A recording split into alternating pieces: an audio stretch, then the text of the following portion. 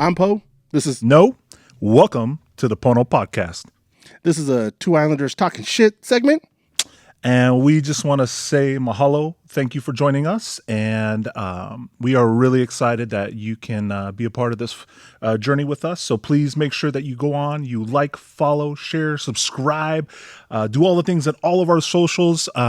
We haven't gotten all of our platforms up and running yet, but we do have our Instagram, Facebook, and our YouTube channel up and running.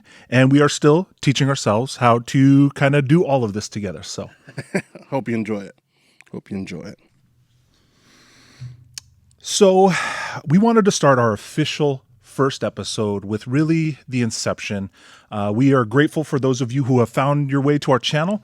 Hopefully you've already had a chance to see one of our pre-launch episodes, and it has in it some of the things that we're going to talk about, but we really wanted to start with why we are doing this. And it started about 4 years ago. We lost our dad.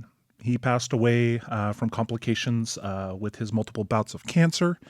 And we have him as our special guest today. We're glad he could join us and honored to be here with him. But part of the inception of this podcast was Paoa and I and our grief about dealing with the loss of our father. We had a lot of great conversations and really just started talking about things that were fond in our memories about our dad. And then we started really wondering and started asking questions about these things that we didn't know about him. And I think a lot of that kind of stemmed from the memorial. Mm-hmm. And so I don't know if, Poa, could you share a little bit about what that was like to speak to some people at his memorial and really get a feeling of how much we maybe didn't know about our dad? Well, I think with just anybody that you feel you only know them in a certain segment of their life. And I got asked to do the intro to sort of inviting and thanking people for coming to Dad's celebration of life. And while I was thinking about what am I going to say to these people, it came to me and I was like, I knew that I would have the opportunity, we as family would have the opportunity to hopefully hear some amazing stories about our dad, because like we've mentioned in previous episodes or previous recordings that you may have watched, that our dad was, to us, he was dad. Now, whenever we say that, I never mean to minimize it at all. Our dad he was a special, special, special man. He's an amazing person. But to us, he was just dad, but he was also a brother, a friend, a son, a cousin, a coworker, a military teammate. And we had a lot of those people who got to know Dad in those other facets at his celebration of life. And I'll be honest, as shitty as the situation was for us to come together, especially for it being, God, we had to do it like 2 years. Yeah, because of COVID, when he passed, the world shut down. And so for a whole year, we weren't able to plan anything. And then by the time things started to open up, it took us a year to plan it. And it kept getting shut down, I think. Oh, that's true. It was kind of like, yeah. We planned a couple things and it was like, okay, great. And then numbers started going up. And so we had this ebb and flow as a family on just trying to get not some closure, but just the opportunity for people to come together and share in our dad's story. And when we finally got that, I was internally rejoicing with the fact that, hey, I'm going to get the opportunity to learn who else my dad was to these other people. Because I had heard how my dad had, but it's different when that person is gone. I don't know. It just hit me different. It's like, it's no longer just dad. It's like, crap, he's not here, So getting to hear a lot of those stories about who dad was, how our dad impacted their life, it was amazing to me. But again, it's those things that we learned. I wish we would have taken the opportunity and the time just to hear it from him. Yeah. But I don't know. I really don't know if Dad wouldn't have been able to tell the stories the way these people did, because Dad is just Dad. He's just like, just doing what he did. This is what I do. Yep. This is how I am. Well, that person said I was really that nice. Well, that's just how we're supposed to be. When I think of the word aloha, I truly epitome. believe Dad Embodiment. was the embodiment of aloha. Like, he was willing to give the shirt off his back, the last few pennies in his account, his time, his energy, like all of that. He was just so willing to give and not expect anything in return. And I mean, now as an adult, I can look back I didn't see that as a kid, but now looking back and thinking about and watching the things that I observed, I think I grew from just watching it and him not actually telling me, this is why I'm doing that. This is what I'm doing. He just did it. And that's what was so fascinating, was like, he wasn't trying to be a good dad. No. He wasn't trying to be a good coworker. He wasn't trying to be the proper soldier. He was just him. And that's what I think was so beautiful about that. So as Paoa and I heard these amazing stories about our father from the memorial, we started to continue to process our grief, and we realized, man, there was so much about our dad that we didn't know, and we were just fascinated by that. And we started thinking, man, I wish we could have asked him some of these questions. I wish we could have asked him more about what it was like to be a teenager when he was a teenager. I wish we would have known more what it was like to know him post high school or post, into his young adult years, what it was like to really meet our mom. Like, what did he feel like? Like, I know he fell head over heels for mom. That is exactly what was going through. He's like, Dad, what was going on in your stomach when you saw mom for the first time? What? Yeah. Really what? Because I know you met her when she was at work. So she was in her waitress outfit at the House of Pancakes. But what did you see? Yeah. And then she'd be quiet and listen. Yeah. I would have loved to just hear that. So Paoa and I, in some excitement to try to talk about these things, we started thinking, like, how valuable would it be if we took the time and asked ourselves or asked each other these questions that we wanted to hear about our dad as a gift to our kids and grandkids and great-grandkids. And so we were like, you know what? Let's do this. Let's record just our conversations. And again, it was really through our grief that we connected. Our brotherhood, I think, has grown because of it. Definitely. Our connection. Growing up, as we'll get into, it was not always the best relationship between us. I mean, it was good. It was cordial. I was a horrible older brother. I'm gonna tell you that. Oldest brother, I was bad. I was not good. It was not that bad. You're looking through it through hindsight. Hindsight is a blessing. Me remembering the look on your face when I did some of the things I did, I was like, "Oh, I got him. He's broken right now." Yes. I'm like, really, bro? Did you really have to do that like that? Did you really have to do your baby brother like that? That is your baby brother. You should be taking care of him. Why him? Toughen him up? No, I'm not. Make him a man. But we started asking ourselves these questions, and so we thought, man, what a value it would bring as a gift. Even if this podcast goes nowhere, these digital files of our stories that we're going to capture through these first few episodes is going to be a gift to our kids and our grandkids. Definitely. And our great-grandkids. And I think our dad would be honored. He would have been honored to have been here. I know he enjoys being here, in spirit. But, and I really do think Dad would be proud that we are leaning in and trying to do something like this. So I'm proud to do this with you, Po. Dad, thank you for coming along with our journey. Thank you, all of our supporters. Regardless if this is your first time or maybe last time seeing us, man, we appreciate you. I think we should say that this podcast is going to be a little rough around the edges because this is really just not us trying to perform for people. We wanted to capture our conversations, which is why we've kind of set our studio up like this, because yes, we know some people wanted some different angles and to see us in a different way, and maybe we'll get there. But I think this is really what it is. We wanted to capture this, not necessarily this. We love you. We respect you. We appreciate you being here. Thank you. Appreciate you guys. Mahalo nui loa. Thank you so very much. So very much. But this is really for us. Definitely. And we have some awesome episode ideas that will be our gift to our faithful. Yes. We have some ideas about maybe sharing some authentic Hawaiian food and even cooking for y'all. Maybe not letting you sample because you won't be able to, but we'll show you how to eat some ono food. And we have some ideas about traveling and not necessarily doing every episode here in the studio, maybe driving around the beautiful state of Washington, Amen. hopefully flying back to Hawaii. Hawaii. We would love to go over there and maybe even ask some of our kupunas, our elders, aunties, uncles, some of these same questions as a gift to their future generations. So Exactly. we wanted to start with our very first podcast, our very special guest, Gary Kamiko Naipo.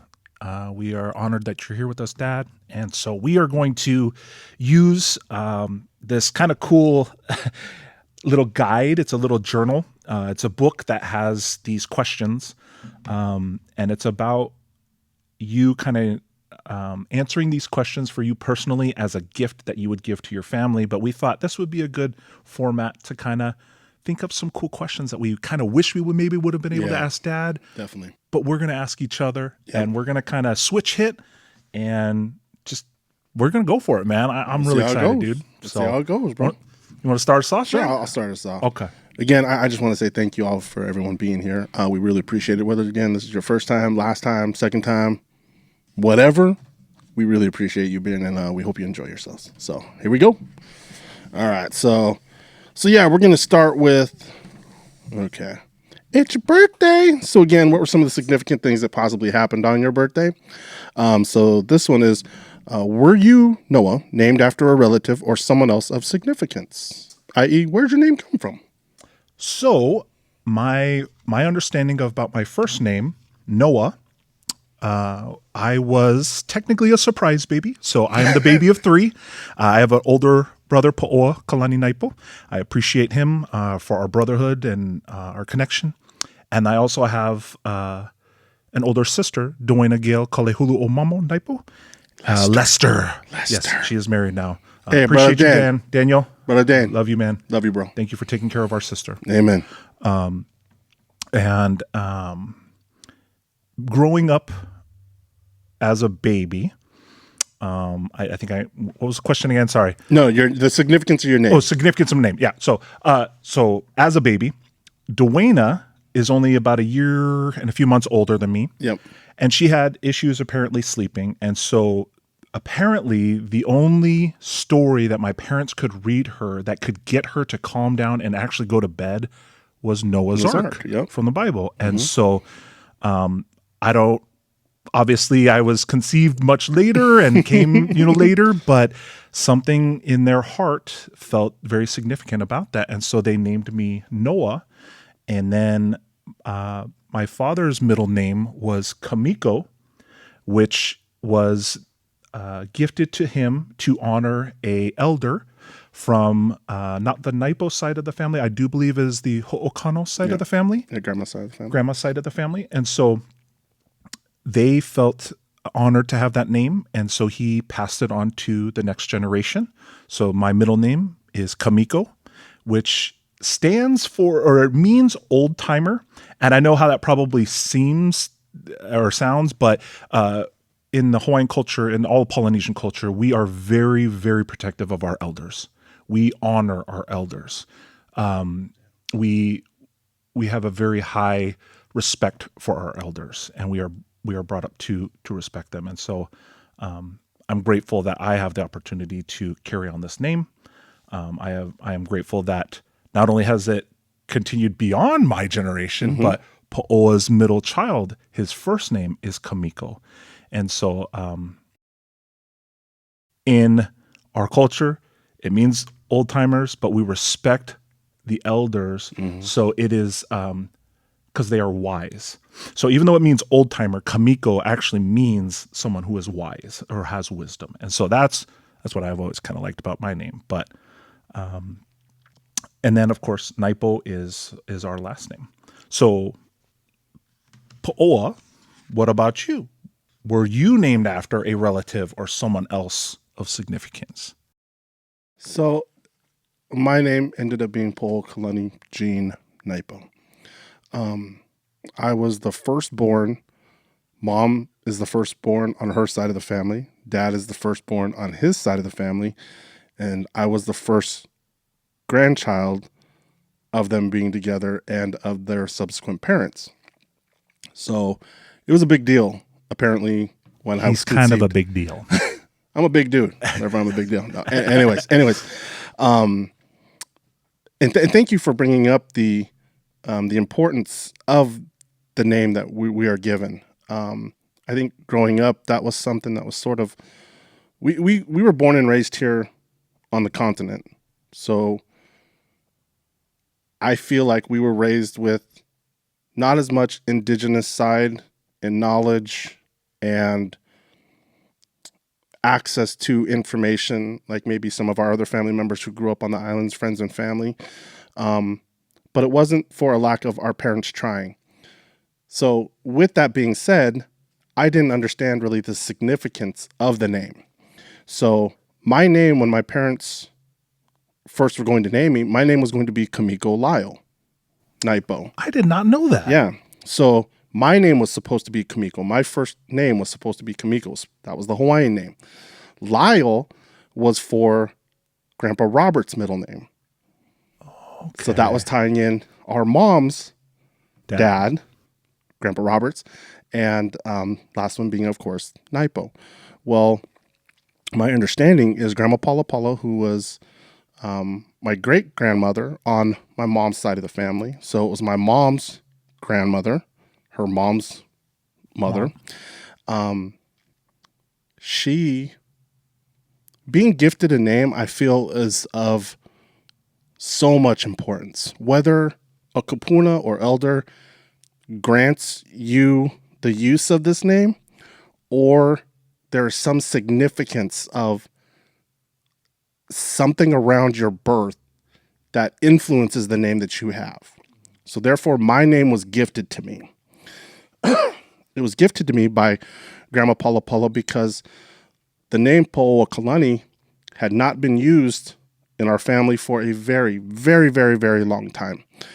And she saw it as an opportunity for, since this is the firstborn of each side of the family, this is your first child, and it is the first great-grandchild of both of these families, that this person should be named Paoakalani. Learning later on, I found out that Paoakalani, the person who had it prior, was actually one of the first Native Hawaiian district judges on the island. Oh, wow. So most of the people who were in judicial seats were from the mainland, okay, or educated and then come back, Yeah. Anyways, he was the first Native Hawaiian. And what I learned about him, again, through stories and that are told throughout the generations, was that he was very much a thinker. And since he was a judge, he didn't allow himself to be influenced. He made sure to listen to both sides of every story to make sure that he made an educated decision, not an influenced decision. And I get a question sometimes, and I can't remember who asked me that. I don't know if it was Auntie Leanne. It might have been. It might have been Auntie Leanne. Auntie Leanne, if you were the one who asked me this question, I appreciate it because I absolutely love it. And I'm going to ask Noah this too, as a sort of a follow-up to his answer on what he understands about the Kamiko. She had asked me, she's like, out of the blue, we were talking, she's like, are you living your name? And I'm like, excuse me? She's like, just answer the question. Just think about it. Are you living your name? And I had to sit there and think about it. And I'm like, okay, what do I know about my name? Well, my name means heavenly scented. What it was is a place. It was Queen Liliuokalani's garden. Okay. And in this garden, everything had to be just right for everything to bloom. And it was very aromatic and it smelled absolutely beautiful. I'd like to say that throughout my years, I do a good tendency of trying to make myself smell presentable. Other people may have other thoughts on it, like after a workout or something like that, but that's all right. So with knowing that, I'm like, okay, that's not what she's asking. So I started thinking back even more. It's like, okay, well, what do I know about the person who had the name last? District court judge. Am I a judge? Hell no. I am not that educated. What else do I know about him? Well, I know that he was very educated in making sure he had all of the information. And that is something that I is in my core. I do not like to be influenced at all. You may tell me the absolute truth. And if I don't know that for myself, please don't take it as a knock to you, but take it as out of a sign of respect that, hey, I heard what you said, but let me go check that. Let me go make sure that's right so that what I understood is correct. Because again, I want to make sure I'm educated. And educated to me means I'm also looking at things that I may disagree with about that subject. Mm-hmm. But there may be a lot of truth in what they're talking about that I didn't know about because I'm sitting here thinking, oh, they're from the other side. They don't know what they're talking about. No, that's not the case. There may be parts of their argument for whatever they're trying to state that may make sense. And I need to make sure that I know those things. I may not agree with everything they say, but there may be some key parts that like, wow, they are correct on that. So my answer to my aunt was, yes, I'm very much living that life now, or living my name. With that, though, I feel it is very hard because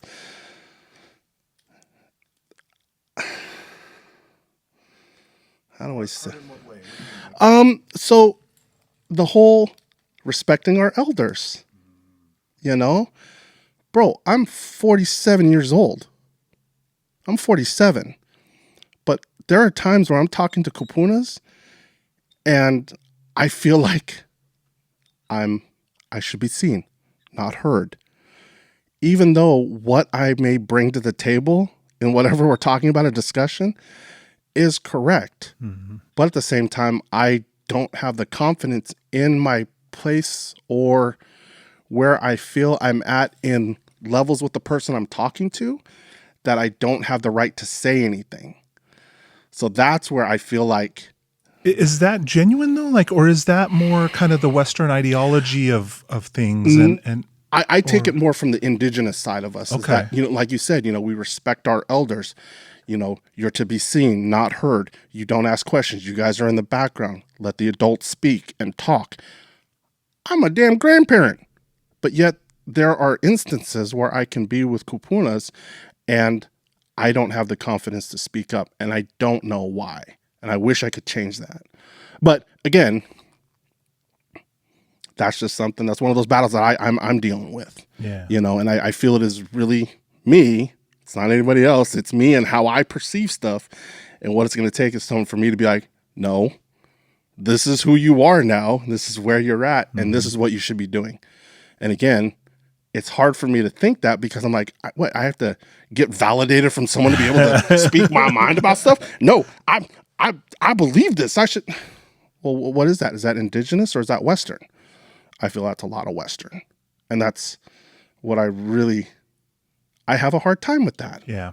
So, yeah. And so with that, that's living your name. Living my name. Yes. So as far as my name, my first name, I feel like I definitely am living that because I try to be very educated on everything that I think I know, and that I don't like being influenced. I don't want one side of the story. I'll find out both to make sure I got the left side and the right side, upside, downside, whatever you want to call it.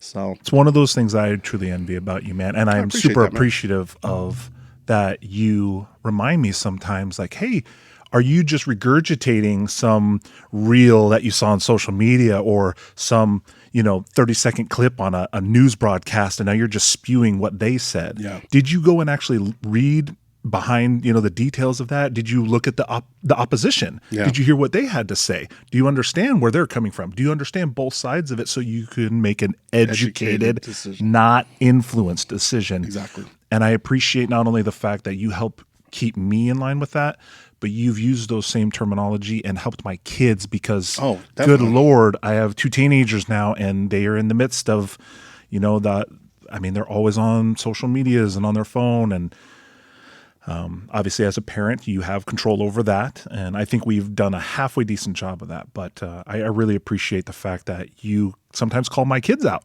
on like, hey, do you really believe that? Do you believe everything that person said? Or did you actually look into that? Do you truly know that that's what happened or that that's what's going on there? So I appreciate that. But what about your middle name? So Gene. Oh, yeah. Where does Gene come from? So thank you for that. I definitely was going to get into that. So, whenever people see my name, oh, Paoakalani, Gene? Naipo. Gene. Where's the gene come from? Where my gene come from is I love it absolutely a lot. Mm-hmm. So much. So the gene comes from my dad's dad. That was our Grandpa Naipo's first name, was Gene. Mm-hmm. And so the fact that I get to carry on his name is, again, I didn't, wow, it just sort of hit me like, it's pretty awesome. Man. I got Grandpa's name, and am I living his name? Am I living who he was? I don't know if I'm living who he was, but I know I'm living an aspect of what I got to see of my grandfather. Okay. Who was my grandfather? Who I know him as? Very, very hardworking, just like my dad. Embodiment of aloha, very much. My grandpa could go anywhere, just like my dad could walk into any grocery store and walking down any aisle, 2 or 3 people will stop him. Hey, Gary. Hey, Gene. I'm like, Grandpa, it's going to take us like 2 hours to get through. Don't worry, boy. It'll be fine. Just. Mom hated that, man. I know she hated that about that. Walking through Safeway or anywhere. It's like Mom's now walking by herself, and she's like, where the heck is Gary? And 2 aisles back, he's in a conversation with people that he knew from back when. Yeah. And so my grandpa just being a hard worker. And I don't know if I'm quite like him as grandfather yet. What makes you say that? I mean, you're still young in being a grandfather, so I think you might be a little bit hard on yourself. Oh, I totally am, man. Totally am hard on myself. Where that comes from is, my oldest son. He's like, Dad, I gotta talk to you. So he came over. It was about a bunch of different stuff, but one of the things that really hit me was he's like, Dad. He's like, let me be dad with my boys. I'm like, what? He's like, let me be dad. He's like, you be grandpa. And I'm like, in my head, I'm like, well, I am grandpa. And he's like, don't ever tell my kids no. You don't have to parent my kids. He's like, that's what my job is.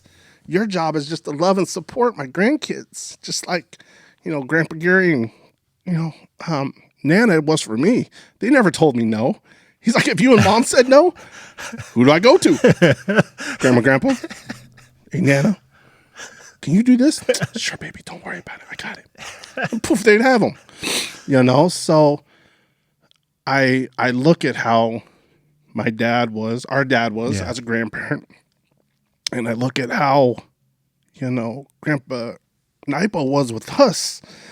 And it's like, we only got to see Grandpa Naipo maybe a dozen times, like good quality even time. Less, man. I maybe had half a dozen, if that, that I can really remember. Yeah. And so that type of stuff, like all of these benchmark memories that are seared in our brain, I'm like, am I creating that for my grandkids? I don't know, because I don't know how to do that. I don't have a lot of time, or I don't make a lot of time. I don't make the time like I should,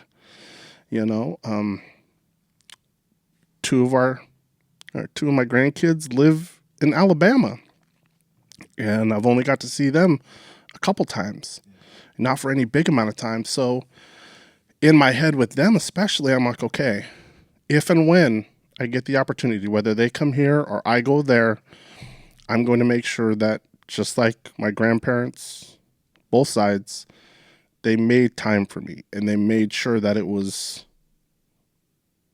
that I was their central focus, that we were their central focus in time, making sure that we were acclimated with all of our other cousins and all of our other aunts and uncles and stuff like that. So again, maybe you're right. I am being hard on myself because I haven't I don't have the context to say, hey, I'm doing a good job.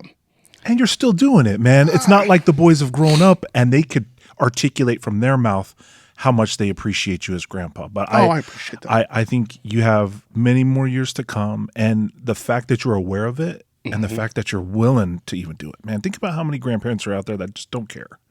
And I'm sure I might be painting that's a broad stroke for a lot of people, but I've heard from sadly, a lot of people that just aren't connected with their family. And that breaks my heart, man, because it makes me want to value our family all the more, because it's like all of these people that, that we've met throughout our lives, there's several that have said that they came from horrible backgrounds, terrible parents, grandparents that never came to see them or even cared whether or not they were alive. Like, that would break my heart if I knew my grandparents didn't care about me, or if my parents weren't trying, or even, they might be trying partially, but, their selfishness was overriding their parenthood. We were fortunate, man. We were blessed. And I think that's one of the amazing things about our story that we've come to realize is truly how much we've been blessed. And I think that has set us up to be the type of fathers that we've become. The grandparents were gonna be. Yeah. And ultimately, I think the type of things that we're doing here is, because we care about the next generation. We care about what happens to them. And so don't be so hard on yourself, man. You got time, and I know you kind of beat yourself up, and I'm sure we'll get into that, but I know you're pretty hard on yourself, about parenting and stuff. And even though your kids are, grown now and adults, but they have, in their own each individual way, have reached out to you to try to connect. And, for your oldest, he specifically has asked for you to be grandpa, man. And I don't think he was saying, I need you to be a grandpa. Oh, yeah. I truly think he was saying, be dad. Oh, yeah. Be grandpa for him was dad for us, right? So he was saying, do what dad did. Oh, I definitely got the context, but it was one of those things, because we hold our dad and grandpa in such high regards. For me, I'm like, I'm nowhere near. I'm maybe just infantile, to who they were as men, in their lives, and who they got to influence and stuff. And you're right, I don't give myself enough grace. But yeah, I mean that's where Gene came from, and I'm doing my best to honor our Grandpa Naipo. Man, I think you are, bro. At least just from the outside looking in, I think you, especially like you articulated, Paoakalani, I think you embody that. That you are a very well educated person. Even though we didn't go to college or anything like that, but we're not stupid, and I think we have a lot to offer people with our wisdom and stuff. And I think you have taken your gifts and used them appropriately. We're not perfect, right? We're still trying to figure things out. And I do see a lot of grandpa in you. And one of the things I really appreciate about you is how you have answered the call of, because I'm pretty sure it was grandpa that asked you when grandma passed, right? Because grandma passed first, sadly. And then wasn't it at that time when at her memorial, I thought that, wasn't it when grandpa said that he really wanted you to try to focus on connecting? Or was it Auntie Leanne maybe that was saying they asked you to basically make sure everybody stays connected. Do your best to be that linchpin, even though you're in the continental United States and a lot of the families here in the island. Like they asked you. They didn't ask one of the cousins on the island. They didn't ask me. They didn't ask anybody else. They asked you, and I think properly, that, because they knew you could be that person. And I think you have carried that mantle well. So if anything, I don't think you need to try to compare yourself to grandpa, but I think you have honored him by answering that call. Are you perfect? No. Yeah. But you're one of the very few that are trying to keep all of us cousins in contact. You remind us, regularly to try to connect with your aunties and uncles, even just shooting them a text message. Like, how much do we just get caught up in our own worlds?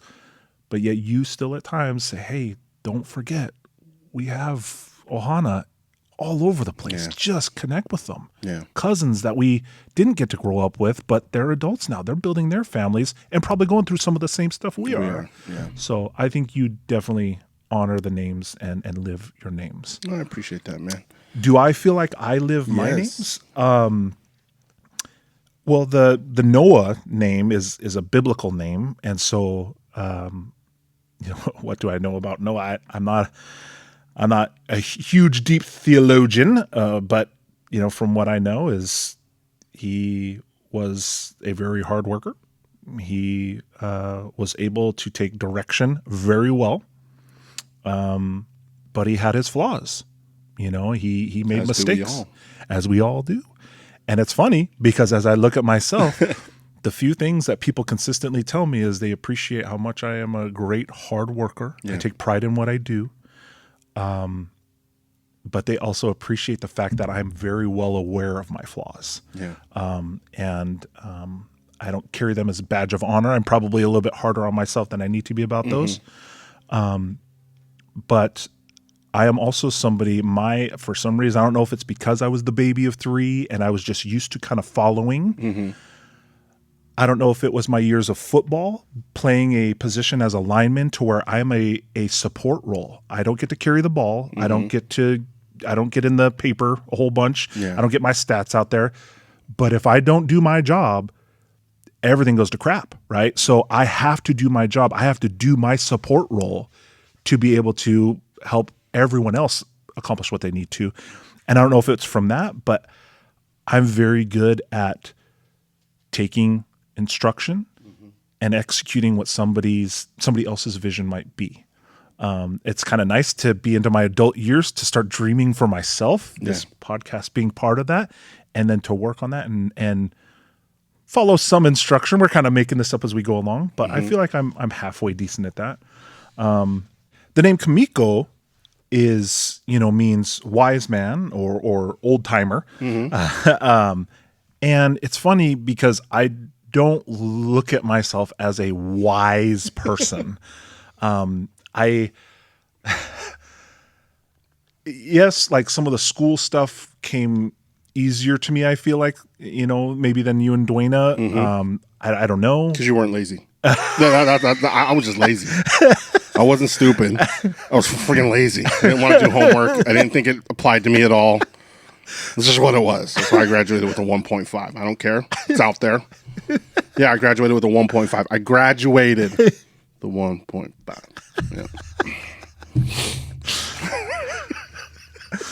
Yeah.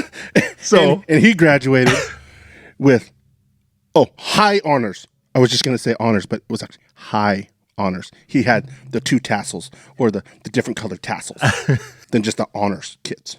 It wasn't highest honors. Bro, still, I look up to you so much because of the opportunities and your drive, no matter whatever it was that drove you to be the best that you could. And whether or not you knew you were doing that, that's what I saw. It's like, holy crap. I mean, he's just applying himself.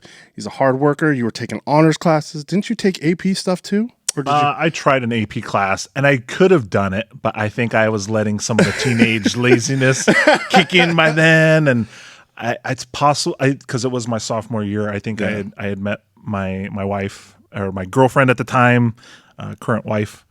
Yes, she's my high school sweetheart. Love you, babe. So yeah, at the time, I don't think I was trying to apply myself even after high school. Like, I don't know. It's interesting. I think it's good that I don't think that I'm a wise person because I think those that believe that they are wise and intelligent, unfortunately, I feel like they had the tendency to allow that stuff to inflate their head, and I think one of the greatest things that we learned from Dad was humility. Definitely. Being humble and being grateful for what you have. And yes, celebrating. Yeah. But Dad was not I don't feel like he was a show off. No. I don't think he was trying to outdo other people. He wanted everybody else to have as much fun as he wanted to have. Or to get the accolades. Or he wanted them to get the accolades. Yeah. So dude, if you ever get it you know what? Maybe that would be a cool podcast.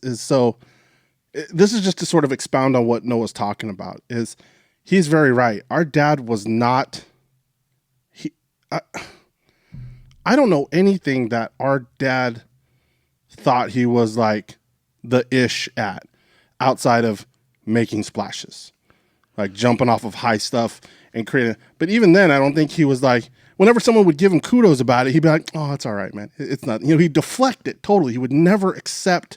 Or he would be like, oh, you could do it too. Yeah, let me show you how to exactly. do it. Like, it's not that hard. Like, come on up, I'll show you. Like, he wanted them to be a part of it. Exactly. Like, he was like, thank you, but that accolade could be yours too. Come check this out, dude. Yeah. That's what I loved about it. Like, even hearing the story, I love when Uncle Paola tells the story about when they first met Dad. Yeah. Because my mom, she was, lived a good portion of her life here in Washington, and then after high school, went back to Hawaii, which is where she met Dad. And then once they decided like, hey, this is getting serious, there was this whole, hey, we got to meet this family, this Washington family. So Dad came here, and my mom had, a couple of brothers and a couple of stepbrothers, and, she was popular in high school. So there was some guys that were in town that were like, oh, this dude's showing up and going to take a li'i, huh? Let's show him what's up here in Washington. This is how we roll. Yeah. So they took our dad to a river in Rainier, Washington, to the train trestle.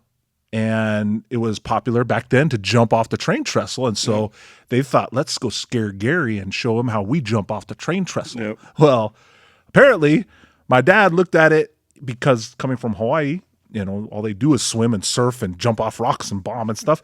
Well, he was like, this is a walk in the park. And apparently there was a train car that was abandoned there. And he looked down and was like, oh, this is not too high. And so he looked at the train car and thought, oh, I could go off of that. So after the brothers had kind of showed him and tried to like get him to be scared, and he wasn't, I don't believe he was trying to show them up. No. I think he was just like, yo, I could guys, look at this opportunity. Yeah, you guys are missing out on an opportunity. Look how much higher we can jump from. Exactly. Like, check this out, guys.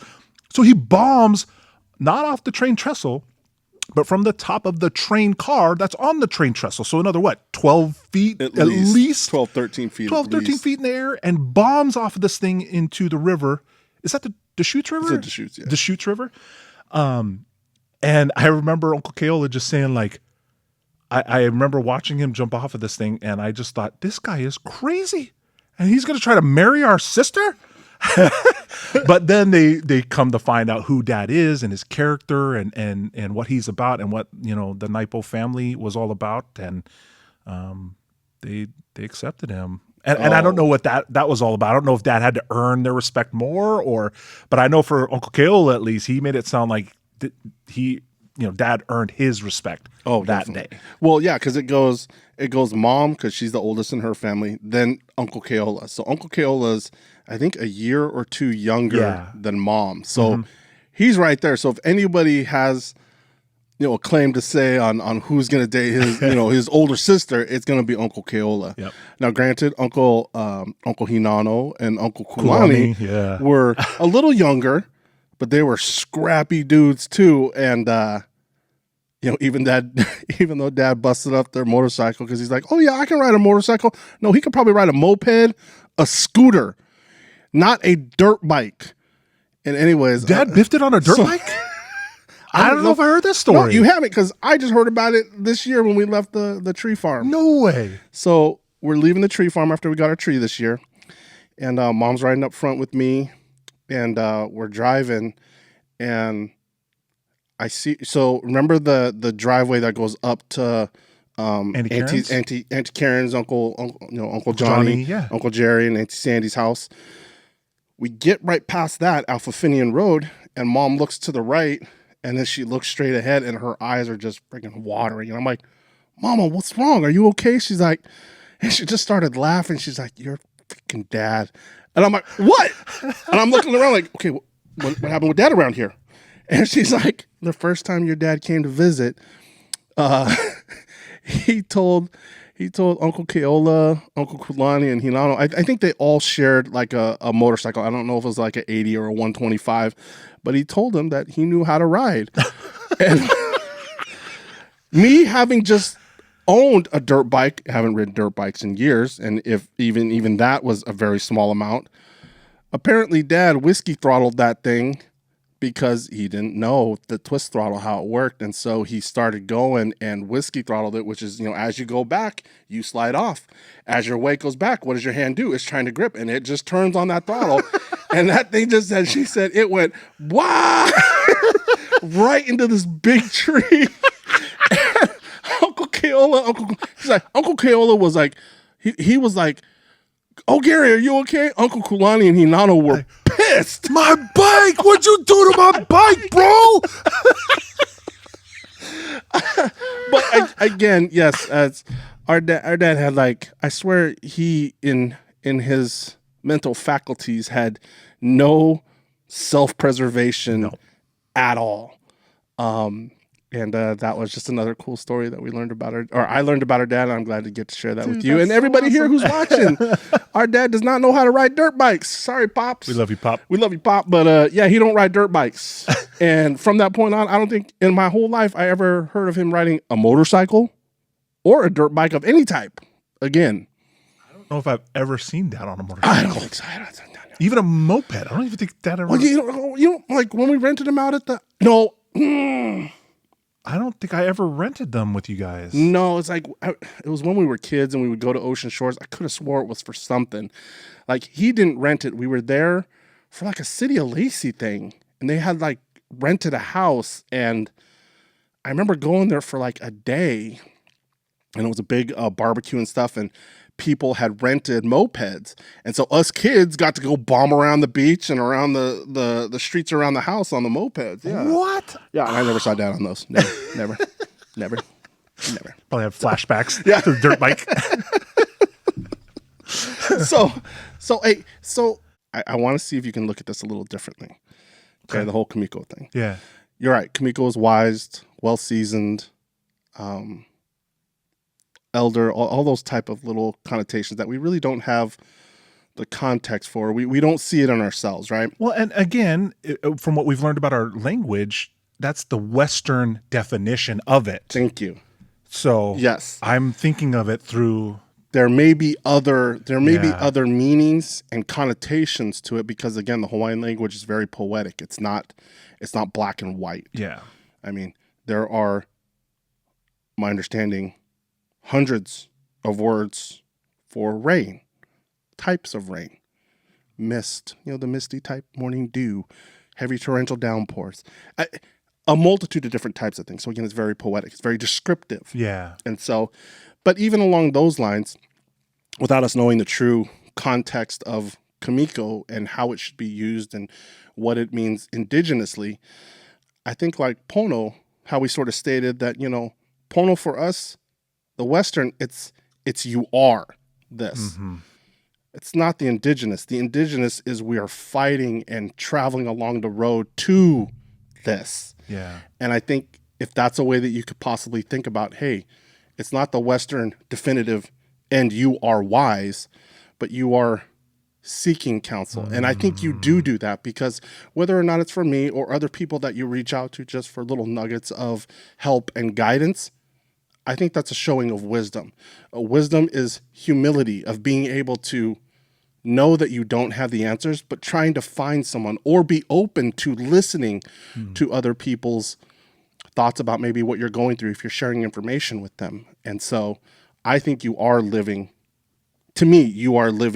what I understand your name to be. Thank you, man. I appreciate that. That is great. And I think great way for us to kind of a little bit talk about Pono, right? Because we've said it. Yeah. So if you haven't seen our other pre-episode, our pre-launch episode, we talked a little bit about the name of our podcast is obviously a play on words, right? So my nickname from Paoa is No, and Po's nickname, even though his name is spelled Paoa, I just started calling him Po, and so the word Pono in Hawaiian means righteousness.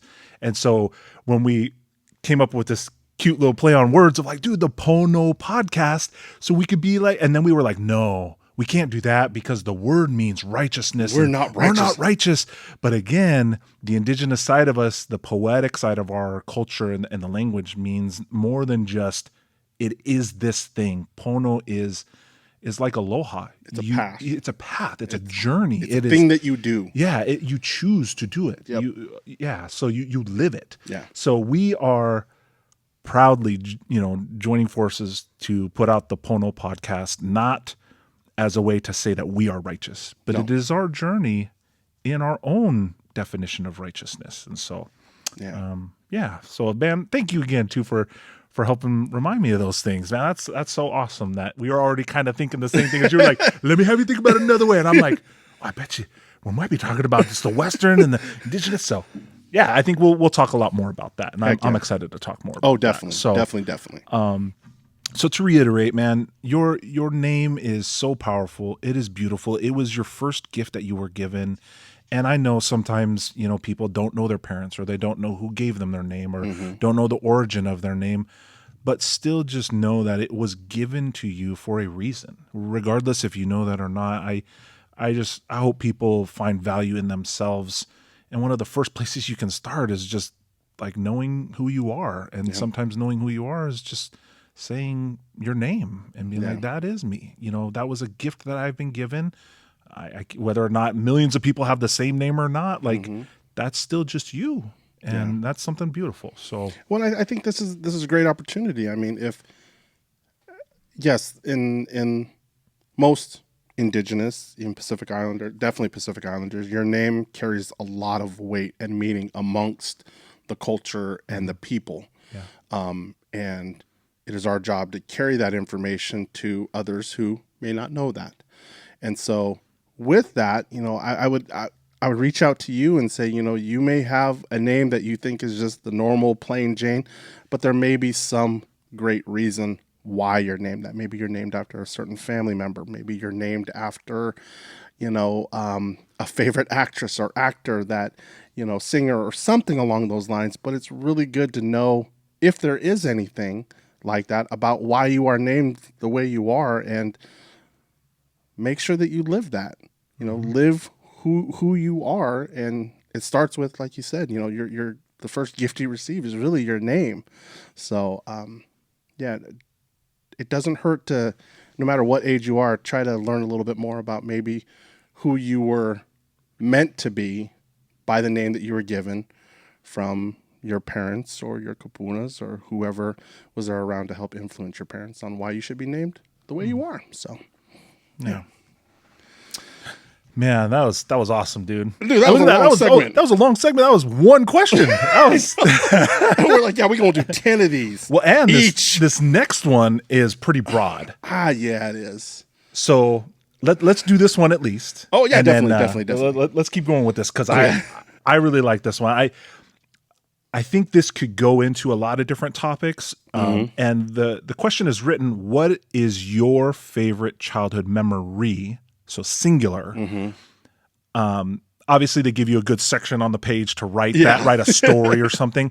But I'm just kind of curious, maybe just a couple of like some of your just fondest memories of childhood. And so I would say pre-high school.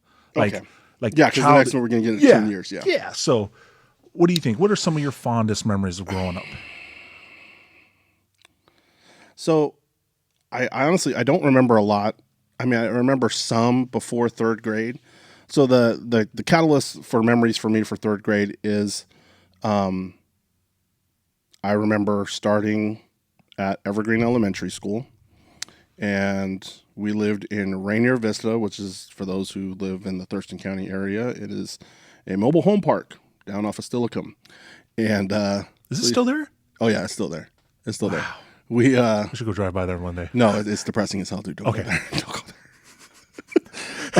But anyways, I'm sorry for those who may live there. When I had been back in my later years, it was not what I remember it to be.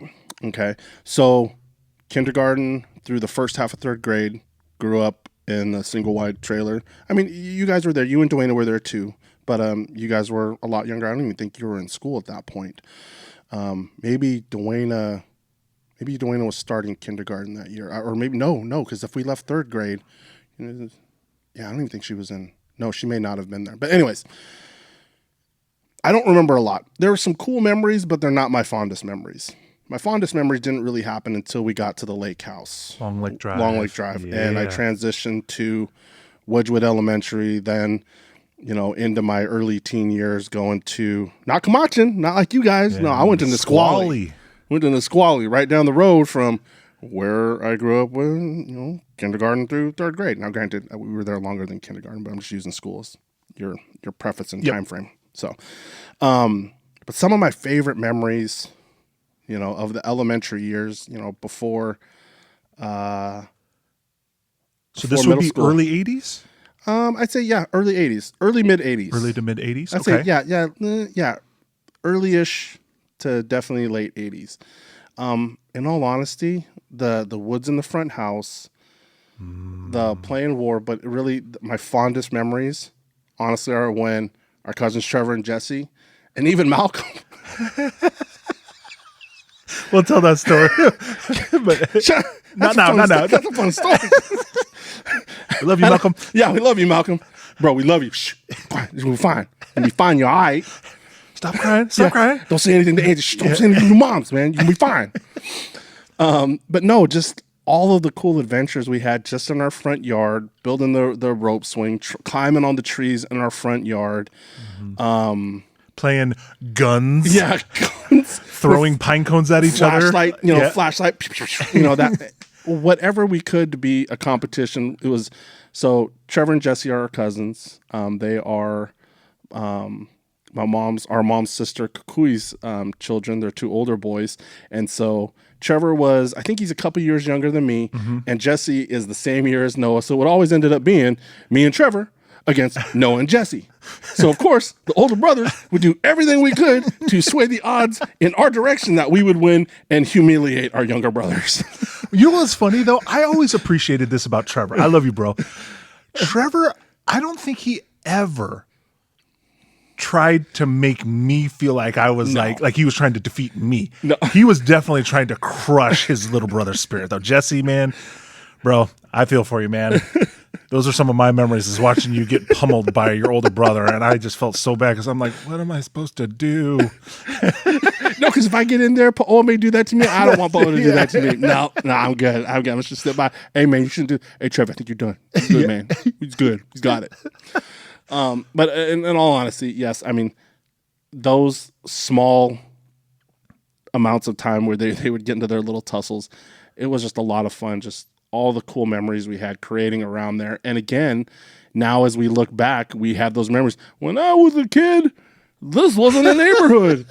This was a rock pit full of acres of Scotch broom that we could not walk into during the spring or summer. Now it's the arbors. Yep. That happened, granted, when I was in high school. But still, it's just like, man, I never thought, like, when we got older, we would have stories like that. Like, we'd hear from other people who grew up, man, when I was your age, this wasn't here. This was a field of hay. It's like, whatever. Yeah, okay, whatever, man. It's a store now. Yeah. It's a what's it called? It's a strip mall. Yeah. Yelm Highway's like that right now, man. It's just growing. Bro. And I mean, gosh, I remember so many sections of that, like, just was not like that. But yeah. I definitely relate to those memories with our cousins, man, and I really appreciate even like Caleb and Keely, and when they would come up, when they would come up, and times when we go down there and hang out with them in Vancouver, and I was appreciative that we were close, at least with some of our cousins. I really wish we could have gotten to hang out with some of our other cousins, who lived, not only back on the islands, but in some of the other states in the Midwest, and but we made the most of it. When we did get to see them, I always felt that it was genuine, that they actually did, love us as family, and, always loved all of our aunties and uncles. But yeah, definitely, I think those were also some of my highlights, some of my fondest memories was, the fact that our parents took the time to teach us about the importance of family. Yeah. And even though it wasn't always perfect, I'm sure they didn't always get along. Yeah. And there was some, miscommunications or misinterpretations of stuff, or disagreeing on things, and but they continued to draw us together and continued to give us opportunities to try to love each other, and I'm grateful because now we're doing that for the next generation. And so What's yours? So for me, just a couple of them. being a child, kind of in the same time frame. So when I was, I'm thinking more Your same time, yeah, kindergarten through sixth grade year. Yeah. So it would be at the Long Lake house. I do have a few memories of the trailer park house. Yeah. Which is interesting because I was still so young, but there are some very vivid memories, one of which is too embarrassing to share. Maybe you'll get it on another episode. Ask me I don't know if I told you the story about playing catch with you and Dad, football. No. Okay. We'll get to that. We'll get to that another time. But one of the other ones I know you have heard about was my Uncle Hinano. He was the youngest brother, right, Yep. of Mom's. And he had come over, and I just remember he had a truck, and I just wanted to ride in it. And so were you with me, or was Dwayne on the inside? I just know I was the outside, You were the outside kid, person, and I thought one of you, or maybe both of you, were inside because there was a bench seat up in his Yeah. little pickup, and he just did, I think, a loop around the neighborhood. Was it a pickup or was it his a Blazer? It might have been a Blazer. I honestly don't know. I just remember we're pulling back into the house because it's kind of a left-hand turn. Yep. And so the pressure is to the right. And unfortunately, the door wasn't latched. I probably didn't close it. Uncle, not having kids, probably didn't know. I should probably go check and make sure that thing's closed. So as he's taking that left turn, the door pops open, and there I am eating my cookie. And there goes Noah out the door. Boop. The funny part of this story was I was a big crybaby growing up, as you'll probably hear a little bit more about as we talk about our childhood. And being the baby, I was kind of babied by my parents, protecting me from my scary older siblings. But I also realized that my tears could get reactions from my parents, and so I leaned into that. But I biffed it out of this truck. Get what you need. So I fell out of my Uncle Hinano's truck, and he was mortified. I know he felt so bad about that. But the funny part of the story is my mom came out, and I'm sure she probably gave Uncle a verbal lashing about not being buckled and not having the door lashed, or probably not having the door locked. Yeah. But she came over to me, and I was beside myself crying, and she's like looking for, scratches and cuts and what's going on. And I was spotless. There was nothing on me, maybe a couple of, grains of sand in my skin, from falling on it. But I was crying because A cookie. I broke my cookie and I didn't want to eat it off the dirt. And my mom, for what I remember, my mom kind of did one of those like, are you serious looks? But I was still, beside myself. So she comforted her baby boy. But those are a couple of my memories from the trailer park. But moving into when we moved to the Long Lake house, gosh, man, I have so many fond memories of being there, growing up there. The little dirt bike track. Oh, by By Arlie's? Arlie's house, man, right at the bottom of the hill, bro. Love you, Arlie, man. That was so awesome, and something we lost when the Arbors was built, the little neighborhood. It's now a retention pond. I know. It's so sad, man. It's so sad. But I have so many fond memories of not even just riding bikes there. We would go down there sometimes and play around, play tag, play hide and go seek, and just that whole area was just so fun. And I think the woods, man. I think the one thing about Washington I appreciate is the trees here, the beauty of the foliage here, and pine trees make for some good tree climbing. Yep. And I think some of my fondest memories, even though baby boy climbed a little too high up into a tree and cried so hard that I had to scream for Dwayne to go get dad, go get dad. And my dad literally had to climb up a tree and walk and talk me down and slowly grab my foot and help it get down to the next branch and tell me which hand to move down. And eventually I got to the point where I could get down myself, but he was not happy to. I come and remember that retrieve because me. he was because it was the tree at the right very next to the bottom of road the dip. at the dip. And you were damn near at the top. I was surprised that thing wasn't swaying left or right or wherever way it was going to carry you. It felt like it was. I thought it was, man. My dumbass like, wow, way to go, bro. How you gonna get down? Dad's here. Dad. But then watching Dad's frustration, because that was another cool thing about Dad is I think we'll get into this probably a little bit later on in another podcast or maybe through some questions we have here. But our parents are polar opposites. Yes. So Yes, polar. they are. Mom is very type A driven, analytical knowledge, book smart, Go-getter. go-getter, street Yeah. smart too. Dad, straight local surfer boy. Just, hey, it's all right. It's okay. No matter what would happen, it's going to be all right. Laid back. Laid back, cruise type of attitude. Never cussed. I never really saw him really get worked up about anything, even against us kids. Amazing father. And I just remember looking at him like, Dad, yell at him. Just yell at him. Tell him you're going to whoop his ass. Man, he ain't doing shit, Dad. What you going to do? Climb up there and get him? Man, no, Dad, you're a grown-ass man. Just stay here. Make him come down. You got this. After about 10 minutes of him trying to coax you down by telling you where to place your foot, you just had a death grip hug on the trunk of that tree.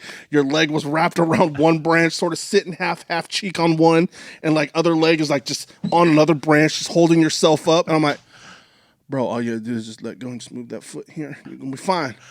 I think there was one point when he hadn't climbed up yet, and he was trying to tell me that there was a branch right there. And it's one of those where I was so terrified I didn't want to look down, but I'm like dangling my foot and like say this table's the branch, my foot's like right here, and I'm like, there's no branch, I can't get down. So love you, Pops. Thank you for coming and rescuing your baby boy up in the tree. And then it was that, and I mean, he was still in his City of Lacey. I think so, yeah. Work. So he had either his bright orange, I think it was City of Lacey, City of Lacey shirt on, and his khakis or his Dickies pants that he had on. Something. And he was. But I could tell Dad was not happy about having to climb that tree to come get you. But Dad came and saved you, and that was pretty awesome. You're right. That is a pretty awesome memory, though. So the trees, man, the foliage, and just wildlife in general. Oh, yeah. Which brings me to my probably one of our best childhood memories, and I know you'll speak to this too. But man, our dad really tried to share his affinity and his desire and passion for water. Man, our dad loved the water, anything water, boating, swimming, jumping into, even just wading in a river, like it could be rivers, a pond, lakes, any stream, anything. pond, didn't matter. Like I think he knew like there was that mana, that energy that we have to be plugged into. We have to be connected to this earth to be a caretaker of it. Yep. And I appreciate how much our dad took us to Long Lake Park off of Carpenter Road in Lacey, Washington. And at that time, there was a big L-shaped dock that you could walk out on. And there was this roped off area that was the swimming area. But at the corner of that L, that thing must have been, it was a lifeguard chair made out of wood. No way. Yeah, it was dude, like 15 feet in there. Bro, it was not, dude. 15 As a kid, 18 to 15 feet, that's Waimea Rock. We weren't looking that far down when we were looking down from Waimea. Well, as a little kid, it looked like that. It looked like it was a mile high. Because I remember climbing up that lifeguard chair, and you know, our dad was just fearless, jumping off that thing. And again, he wasn't trying to show off. No. He was just doing what he did. And when people would give him kudos, he would try to teach them how to do what he was doing. And the whole time he was up there, he wasn't there for them. He was there for us, trying to teach us how to do that. Yep. Something he loved, he was passionate about. And his desire was like, man, I want to connect you with the water like I am. And like I feel, you know, the energy from it. And I really appreciate that from him. Those were probably my fondest memories was learning to swim at Pacific West. You remember that? Pac West in their little pool. It became Bally's now, and I think it's owned by the North Thurston School District. And but he would take us to the lake, and we would go there with like a bag of like just tortilla chips, and we would just go out, swim, and be like, "You hungry? Here you go. Here's some tortilla chips." Yep. And it's like, well, at that time we were young, we were hungry, and that's. Man, those tortilla chips might as well have been pizza. They were just awesome. Yep. And yeah, I love all of those memories of riding our bikes to the lake, riding in the back of Dad's '89 Ford Ranger to the lake and with home. The red pinstripe. Yep. So I would say definitely hanging out with cousins, all the stuff that we did out in the woods. Yeah. And then probably some of my fondest memories were all the times we were down at the lake with Dad. Oh, definitely, man. It's just, I mean, I think that's another cool thing that I learned about Dad was some of the things that we didn't see when he was down there, and I hope we get the opportunity to talk to one of our good friends, and hopefully he can tell the story. But the impact Dad had on his life, I didn't know about, and it happened before I even knew him as a person, which was in high school, and when he found out that, after we reconnected, later on when we were adults and my middle son and his oldest son were playing football together, we reconnected, and he told me, he's like, your dad's Gary. I'm like, well, yeah, Gary Naipo. He's like, and he told me about it, and I hope, I'm not going to spoil the story because I want him to share it because it means a lot to me, just the impact that our dad had on his life. But yeah, there were some really cool things that happened. So when we talk about bombing, it's just big splashes. Mm-hmm. Our dad, I don't know anybody who does it better than him. And our dad was not big. We're big dudes. Mm-hmm. We're 6. I'm 6'2". Noah's 6'3". We're 300 pounds plus. We've been that way since probably high school. Yep. We were always bigger than our dad, but our dad's splashes, I don't know how he was able to create the splashes that he did, whether it was the spray and the direction or the rotation. Everything that he did, there was a certain tweak to his body that he would do, which would create a different splash. And all we would try to do was just replicate the biggest splash. Mm-hmm. And of course, when you go into the water, you don't really know what it's doing. You're just like, okay, I felt the thump. It hit my face, so hopefully it's big. So you get up, and of course, Dad's run for you, like, great job, and everybody else is hooting and hollering, but you're like, yeah, but was that as big as Dad's? Yeah. What did it look like? Was it powder, or was it just big droplets? Did it go off to one side, or did it go vertical like Dads always seem to do? That touch the clouds, or exactly? Yeah. Did it just mushroom and kind of just go outward, or? Gosh, yeah, he was so gifted. But again, he wasn't hoarding that to himself. No, man. He wanted to share that, and I love that about him. But you know what though? I do know that Dad really wanted us to make sure that we were good at it. Yeah. Yes, he did teach other people, but it was just like coffins, just simple step off the side stuff. And then with that tool, you could progress and do that off of higher, and then watch him and do these other variations of, different splashes, their dad could. But our dad did share it, but he also coveted certain things just for us to know, and so I really like that about that. That is awesome. Yeah. Like, hey, you guys, I'm teaching these kids, but they don't know how to do this. You do. And you need to make sure that you perpetuate this stuff with your grandkids and, your kids and so forth. So thanks, Pops. Love you, Pop. Love you, Pops. So, yeah. We had a good childhood. Just in general, man. Like I think that as much as we kind of complain and probably give Mom a hard time about, some of the ways that she disciplined us, or, some of the funny stories that we kind of tell sometimes. Mm-hmm. I know, again, in hindsight now, we know we were blessed, bro. Like, and again, our parents, they were not perfect by any means, and, love and aloha to our elders who are passed and gone. And I don't want to speak ill, about anybody, but, neither of them had a very easy childhood, and had, I would say kind of a difficult upbringing. And, as everybody goes through challenges, but, as we learned more about our parents, it was interesting to kind of hear how they were able to still work through that and be the people that they are, be the people that they wanted to be for us, So I appreciate the fact that they, took the best from how they were brought up, and took what they learned from the challenges of how they were brought up, and tried to just do their best.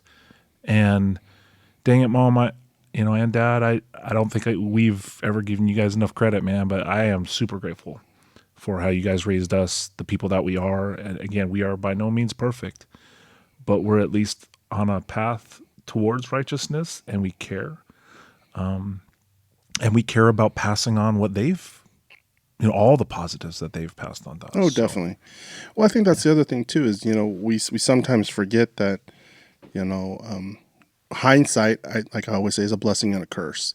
Yeah. So we can look back at past experiences through the lens that we are now and be like, man, that was really crappy. Whether we experienced something or something we did to someone else, but the thing we got to remember too is, did we have the information then that we do now, that we're now looking at that situation through that lens? Kapunas, when they are analyzing how they raised kids and stuff, they may think, wow, they should have done things a lot better. But again, got to give ourselves some grace because, we're operating with the information we have at the time. And there's no book on how to be a perfect parent. There's a lot of people, a lot of counselors, a lot of authors out there who are saying this is how you need to raise a kid. But I'm sure if you go back through every 5 years, there's changes in, this is how you raise a great kid. Mm-hmm. But there's no one way. Mm-hmm. It really takes a village. It does. And takes a lot of love and aloha. No matter how that's given, it can be tough love. Yep. It can be compassionate love as well. Mm-hmm. And I think we were afforded both.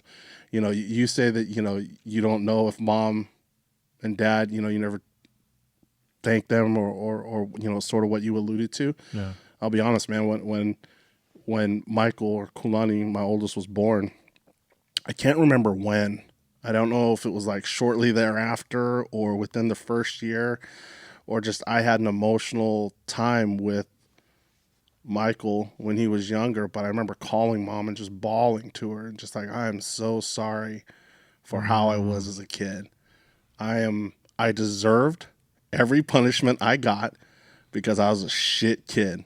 And all you did was hold me accountable to the rules and everything you had in front of me. You were not the bad guy. I just got caught and was being a bitch about, the punishment that came down. I wasn't holding myself accountable. I didn't own up to anything. It was everybody else is doing. It was it kind of the victim card? Like you were, or were you just kind of like trying to shirk off responsibility? I think I was trying to shirk off responsibility. I didn't want to take responsibility for any situation that I got myself into, and do you remember mom's response? I think she was sort of taken aback by it, and I don't think she really knew how to react to it. But I remember her saying, "Po, it's okay. Just learn, and hopefully apply this." And again, I don't think I did, because there was a lot of on how I was raised that it's not like I sat here and was like, I'm never going to do this to my kids, because it wasn't that. It was, I think I saw the value in how mom did things. But again, times are different. Yeah. Kids are a little bit different. Society's different. My kids, thankfully, weren't me. I didn't raise them to be me. But then again, as parents, we're sometimes like, man, why aren't our kids more like us? Well, because you didn't raise them to be like that, because the situations that you went through and that you were put in that made you become who you are today, you don't want your kids to go through. So therefore, you try to shirk them away from those type of things. So how are they supposed to become you? Yep. So, again, about having grace, I am very hard on myself on how I was as a father. I was very, very tough. I was the disciplinarian. My kid's mom, amazing mother. So supportive, empathetic. Whereas for the longest time, I was okay being the bad guy, because I kept thinking in my head, eventually my kids will come to me like I did to mom and thank me for that. Has that happened? In a roundabout way, it has. But again, I look at how I said things, not what, because the what I feel is very important. It's how it came across is not always the best and wasn't always the healthiest in some of the situations, especially with the two older boys. Yeah. It's hindsight being a blessing and a curse. but also making sure that we give not only ourselves grace when we're looking back at past things that we've done or been done to, and either we just need to give ourselves some grace, but also give the person who maybe did that to us some grace, because maybe they didn't have the right information at the time, or they didn't know any better at that time. Yeah. So, well, I mean, it kind of goes into one of the questions, the next question. yeah, no, You know, that's a great segue. I was saying, that's a perfect segue. So, I mean, you kind of already kind of beat yourself up by asking yourself this, but so do you want to go ahead and? So, so this next question I really like, because, again, thinking in the context of our dad, I would love to hear what he thought about himself, because I've heard from his cousins how he was as a kid, and it's sort of perpetuated himself as an adult as well. He didn't have any fear.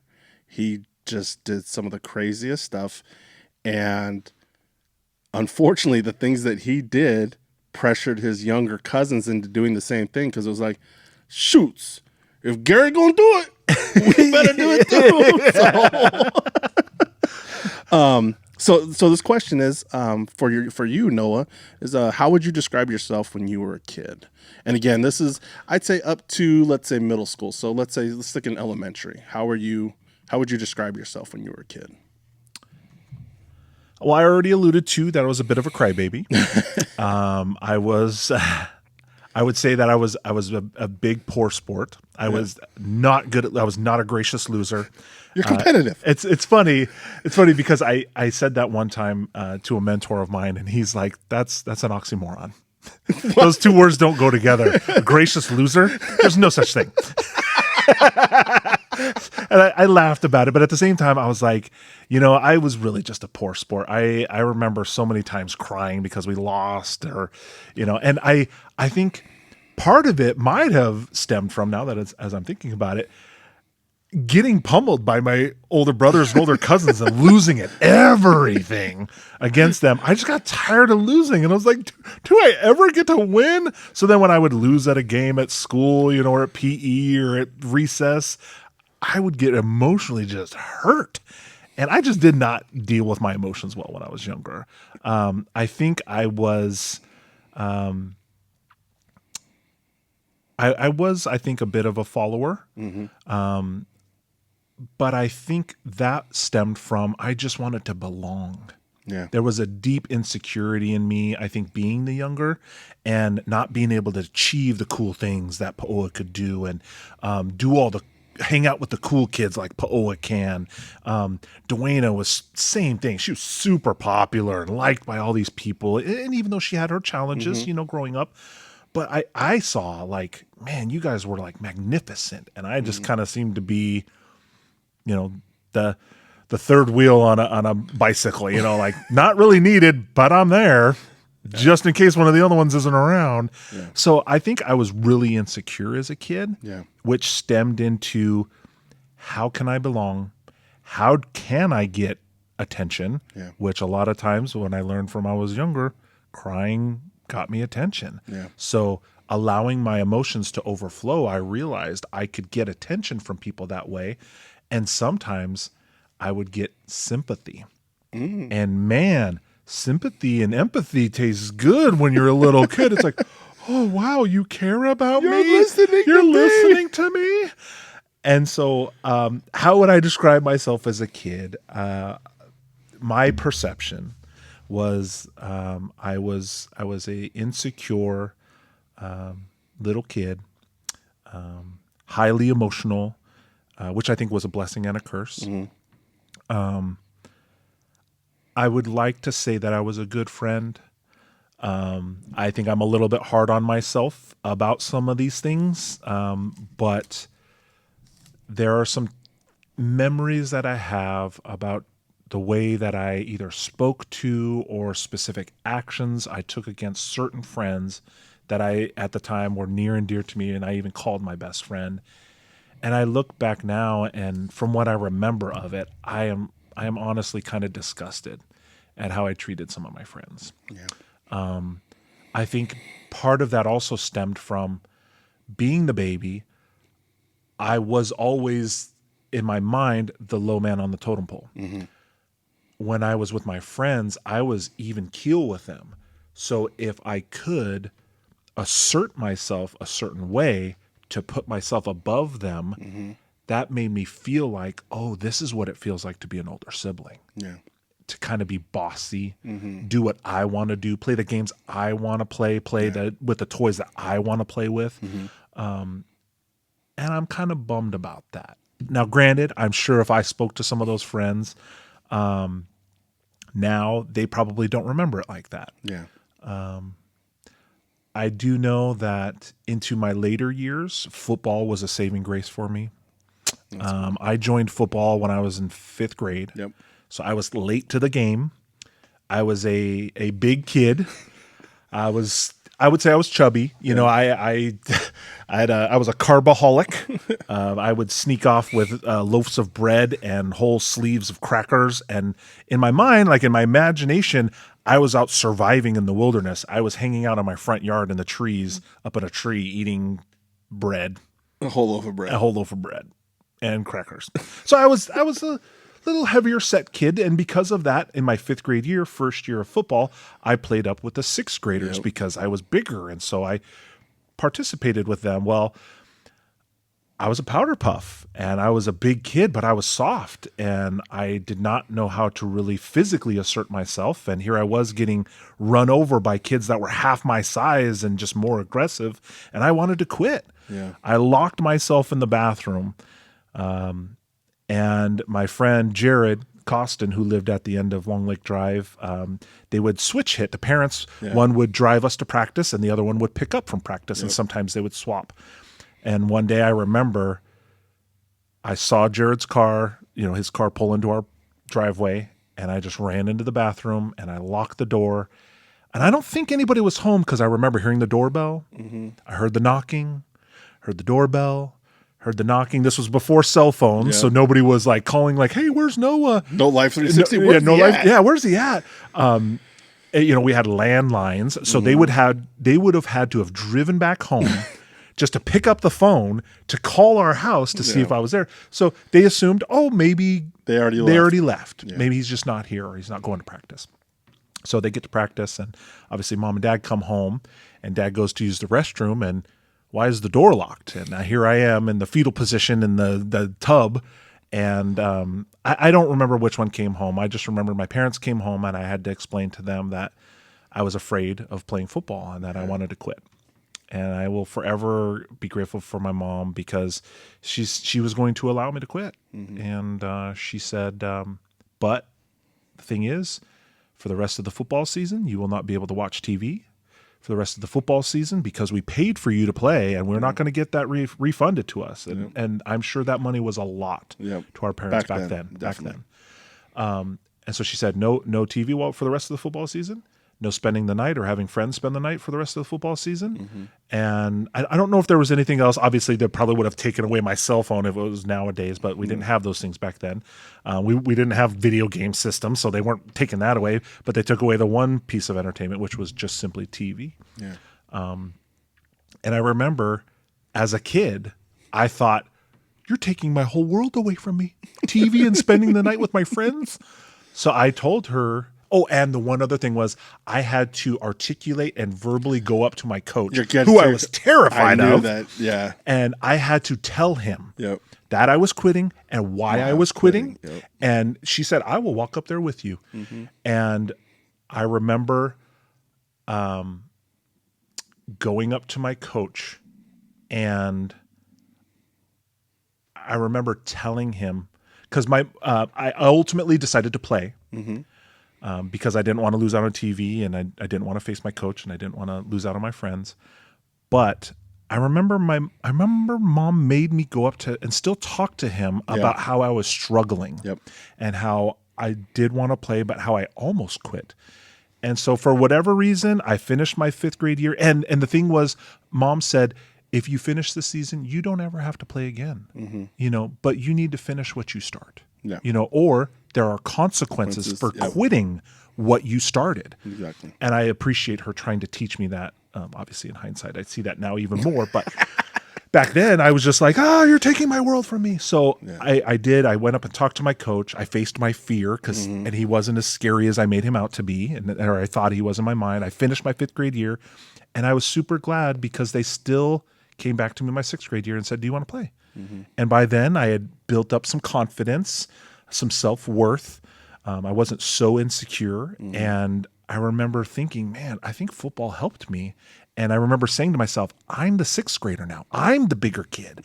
I'm now the one that people are going to be afraid of. Not that I needed people to be afraid of me, but I was like, this is going to be different. And it was. It was totally different. I loved my 6th grade year, even though we were terrible. The tags teams, Warriors, I think it was 92, 93. Yeah.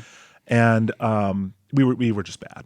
But we had fun. Yeah. And because I stuck with it in 6th grade, which was elementary back then, Yep. and 6th grade is middle school now, transitioning into middle school, I wanted to keep going. And I'm so grateful because some of my deepest friends, even still to this day, are from middle school, kids that I met in middle school. That's really cool. And so,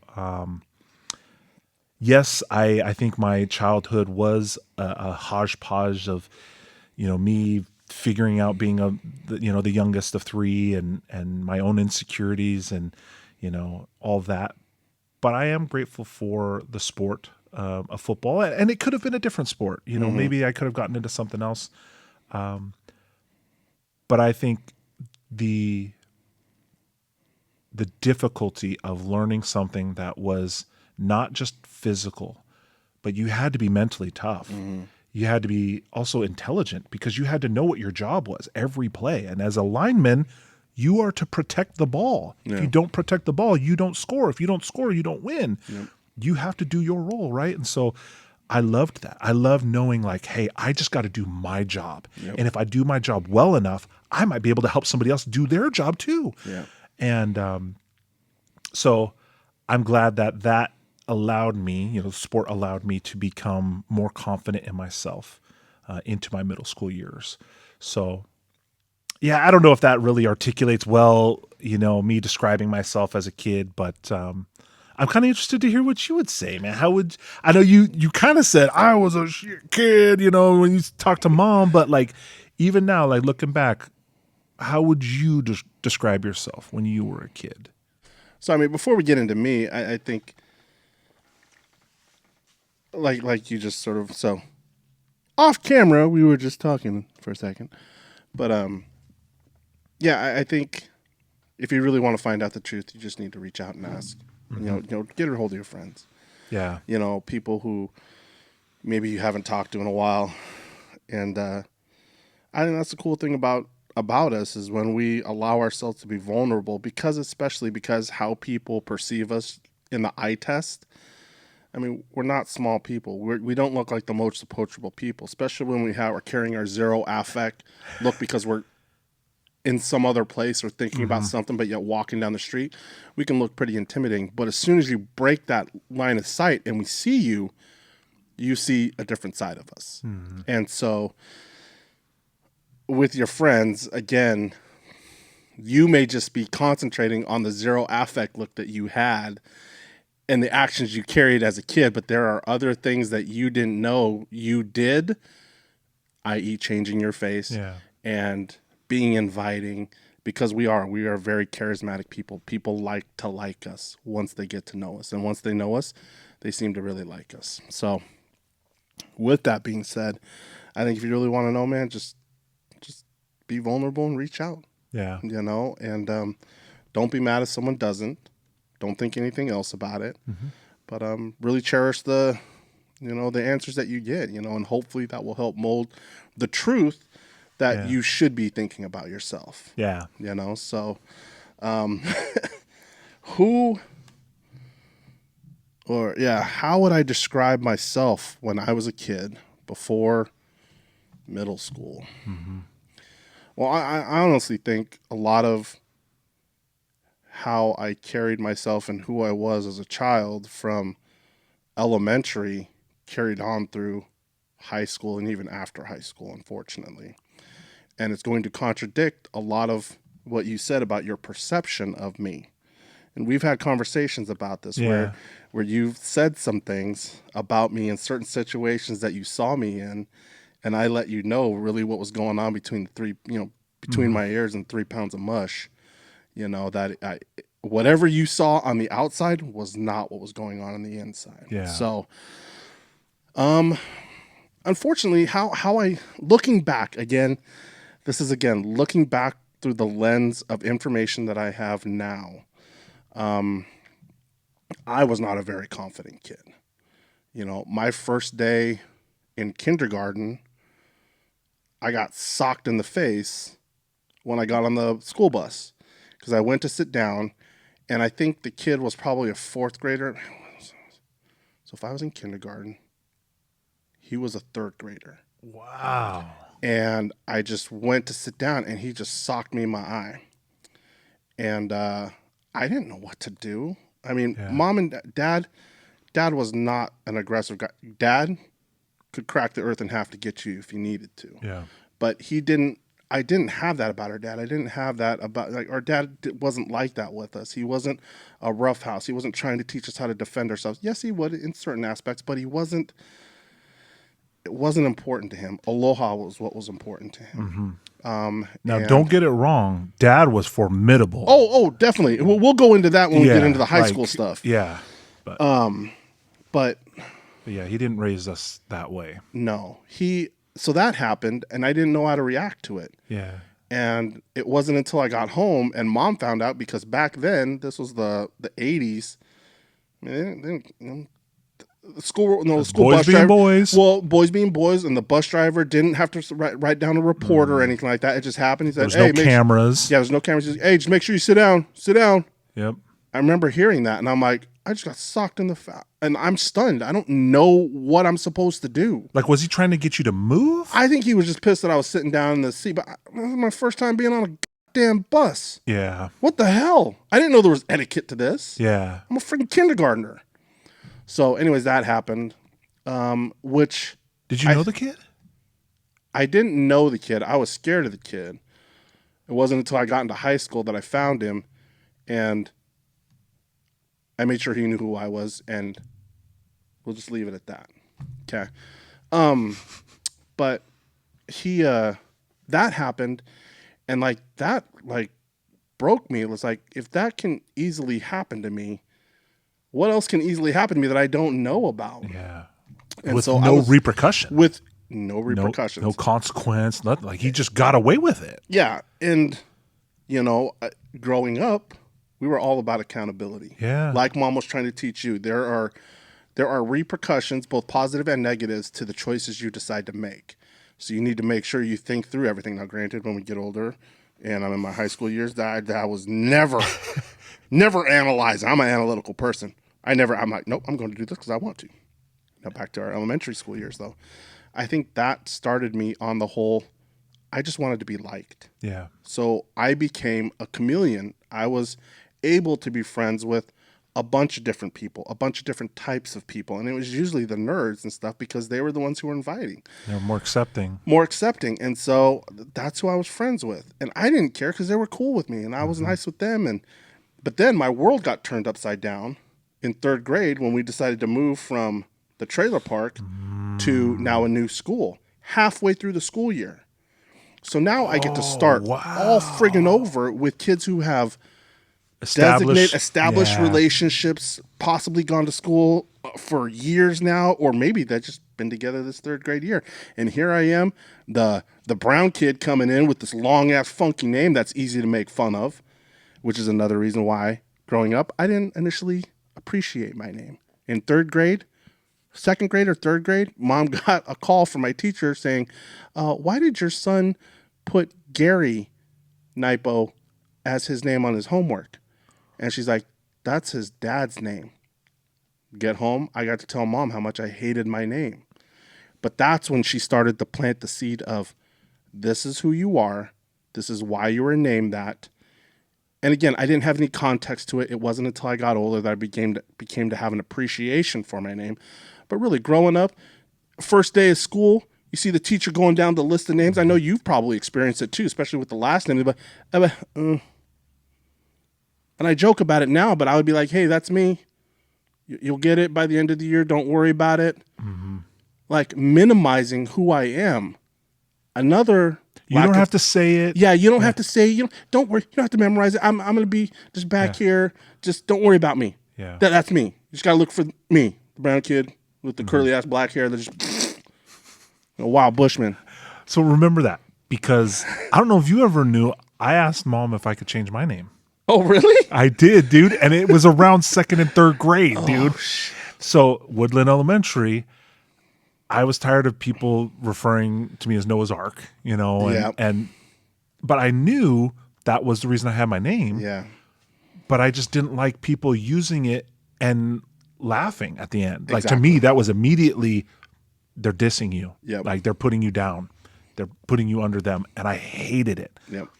The two most popular kids at the time, their names were Justin. Yeah. And I literally just came home one day and I asked Mom if I could change my name to Justin. I didn't know that. Man. I did, dude. And she almost said the exact same thing. And I believe that's when she planted in my heart that seed of the importance of your name. Yeah. And that it was a gift and that it is who you are. It means so much.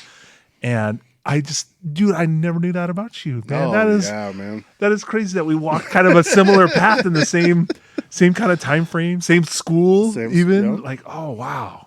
Yeah, well, I mean, growing up, even through, even at Evergreen, I hated my name because it was so easy to make fun of. I mean, yes, granted, Evergreen was a lot of military kids, so it was very diverse.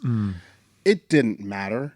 I was made fun of by the African American kids, the white kids, the Mexicans, the Asian kids, and all that type of stuff. Because I mean, come on now, Paoakalani and Naipo. How many different variations of that? Come on, you really need to use your imagination. So from the get go, I didn't really have confidence in who I was. I didn't know who I was. Yeah, and as much as Mom and Dad tried to help me define that, I was so far from it because I didn't have the confidence to take what they said and use that as my truth. Do you think maybe your sensitivity to not wanting to be influenced maybe stemmed from like your younger years of wanting to be like just accepting of whatever, like, okay, if that's what you want me to do to be accepted, I'll be influenced by that. And so I'll do that. You want me to wear these kind of clothes to be accepted by your group? I'll be influenced by that. I'll do that. You want me to listen to this kind of music to be accepted by your group? I'll do that. I'll be influenced by that. I don't know. I was just kind of. I appreciate that. I never thought of it like that. So I appreciate you bringing it up like that. I don't know that I would ever think of it like that, but I'm sure there is some truth to it. Because like you said, I did go through a lot of different changes on what type of person I was, what type of music I liked. Yeah. Don't get me wrong. We are a very musical family. We absolutely love all different types of music. But when you're growing up, I'm sorry, I'm not listening to Earth, Wind, and Fire with a bunch of, my classmates. Sorry, we're listening to the NWA or, whatever's on the radio, some Kool Moe Dee, LL Cool J, something like that. Poison, friggin' Megadeth, that type of stuff. And so it could be. It could be my way to feel like I was trying to fit in by accepting all of these different identities that other people had placed on themselves, and I found value in it. Yeah. Possibly. So looking back, I was like, I felt like looking at the kid I was, I'm like, dude, you're such a bitch.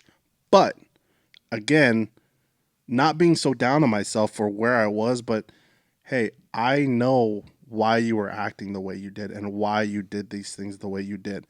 You just didn't have all the information. And shit, I didn't get all this information really till I was in my mid to late 30s. Yeah. Who I am now is definitely not who I was in my 30s.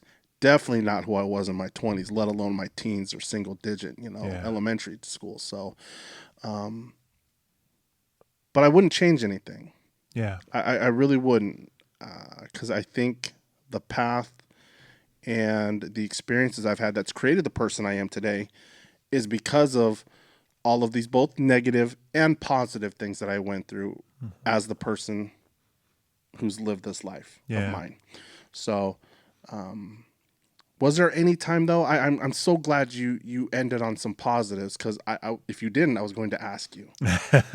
So with that, with just feeling like I'm just an amoeba trying to morph and form and fit in here and there. What were some things that brought me confidence? And honestly, what brought me confidence was band.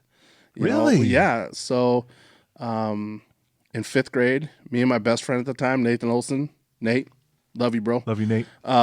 We started band together, and I can't remember if he started it or if I did, but I just remember going to the classroom and figuring out at that young age, I think it was fifth grade, what instrument you could fit your lips around with and play.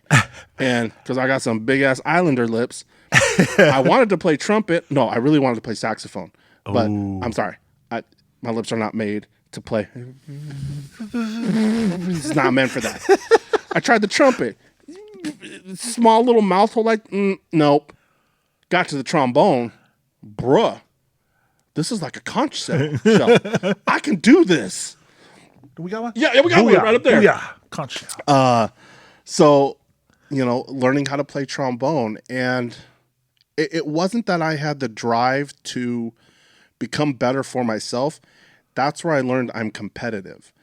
So Nathan had private lessons, and I remember I got the opportunities to go with him sometimes and just listen to what his teacher was telling him, and I would try to, formulate that into my playing. I never really beat him to get first chair. He was always better than I was because he is like a step even higher as far as musically inclined than I am. Oh, okay. Oh, yeah. I didn't know that about Nathan. I know he always had an appreciation for music, but I think he does. I don't know if he carries it on now as an adult, like sort of we do. Yeah. But at that time, he was definitely better than I. But that was okay because he was my best friend. I'm like, dude, that's okay. Hey, if I'm one, you're two, that's good. Or if you're one and I'm two, I'm good with that. As long as we beat all these other kids, then I'm going to be fine. And just some of the cool pieces we got to play, which were, I remember playing, in sixth grade, I think it was the Star Wars theme. And so Star Wars was always a favorite, movies of mine and ours. So getting to play that, getting to play the Indiana Jones theme. I remember playing that one time and cool. just being able to be part of something that I held in such a high regard, even if it was just playing a piece of music from it, that made me feel really good about myself. I wish I would have carried that into other facets of music out of what I carried into middle school and high school as far as band goes. But I know it's why now I can pick up music on different instruments and be able to listen to it, YouTube it. Oh, okay, I got that, and be able to play it. So music has always been something of a huge confidence to me. And also that carried into when I was in high school and even longer in, with my stereo stuff and the electronics and how to wire that and why and all this, but we'll get into that later. So, that's really cool you bring that up because I didn't think about it until you started saying that. But did you ever have any opportunity to do like a conga stuff in elementary? So Mrs. Schneider. Yeah. Yep. Mrs. Schneider. Yeah. We did, I think I did a conga thing with her, which was always fun. And that was something that brought me a lot of confidence because she instilled in me how easily I was able to pick up directions from her. And even though she may just be doing left, right, left, right, left, right with some other kids, she'd be like, okay, I want you to go on the offbeat on the third beat. And I'd be able to do that. And it would just throw in this cool little accent to what everybody else is playing. But she gave me the opportunity to do something that tweaked it and made it sound even cooler than just, here I could do something and it threw that extra, beat or count on something else. And, whether you flat palm the edge or you hit it with your thumb in the middle or on the side, she would teach me the difference. Or you muffle it by holding your hand on it. And then, exactly. All of these different things that I could see again. No, I couldn't see. Now looking back, I see it, that she was, because of her confidence in me that I didn't have at the time, but she was sharing extra things with me that she thought I could do. I could do it, but it wasn't because I knew it. It was because she told me to do it. So therefore I did it. And so So thank you very much, Mr. Schneider. And even though in, I think, 7th or 8th grade, I was stupid and TP'd your house with a couple of friends, I am so sorry about that. You came out and almost caught us. We were on the side of your yard where there's like an embankment, and we could see over through the grass, and you were on your porch. I remember looking at the trash, and I felt so bad, but not bad enough that we cleaned it up, unfortunately. So, but yeah, I mean, well, I was just saying, like, that was, as you were talking about your pursuit through music, it really just popped in my mind. I remember that conga group, the conga drum group was like, it was almost like a badge of honor if you were chosen for her performance group. Yep. Dwayna got chose her 5th grade year. Yep. I think it was 5th and 6th grade. You could do it. She got chose her 5th grade year, and I was a year behind her.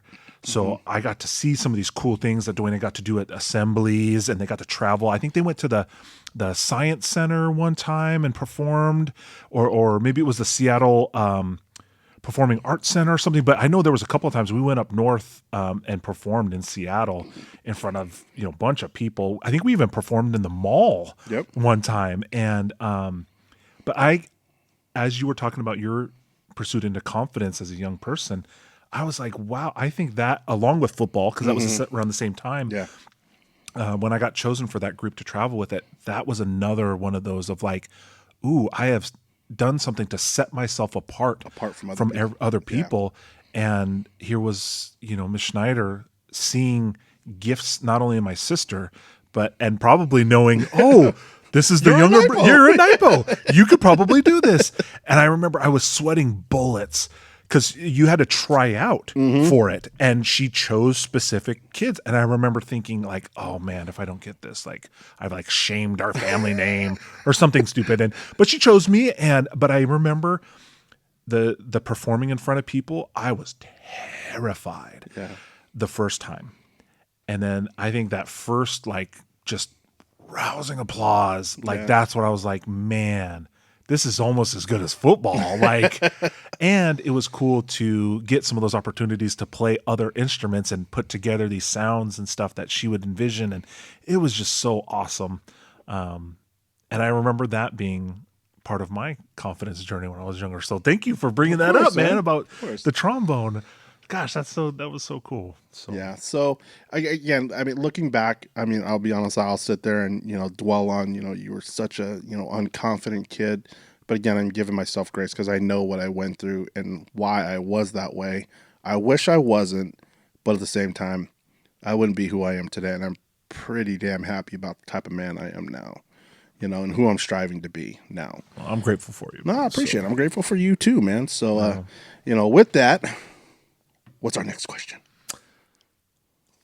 What is one thing you miss about being a kid? Oh, That's kind of a deep question, but I think, with what we've kind of covered about how you would describe yourself, and we've already talked about fond memories. Yeah.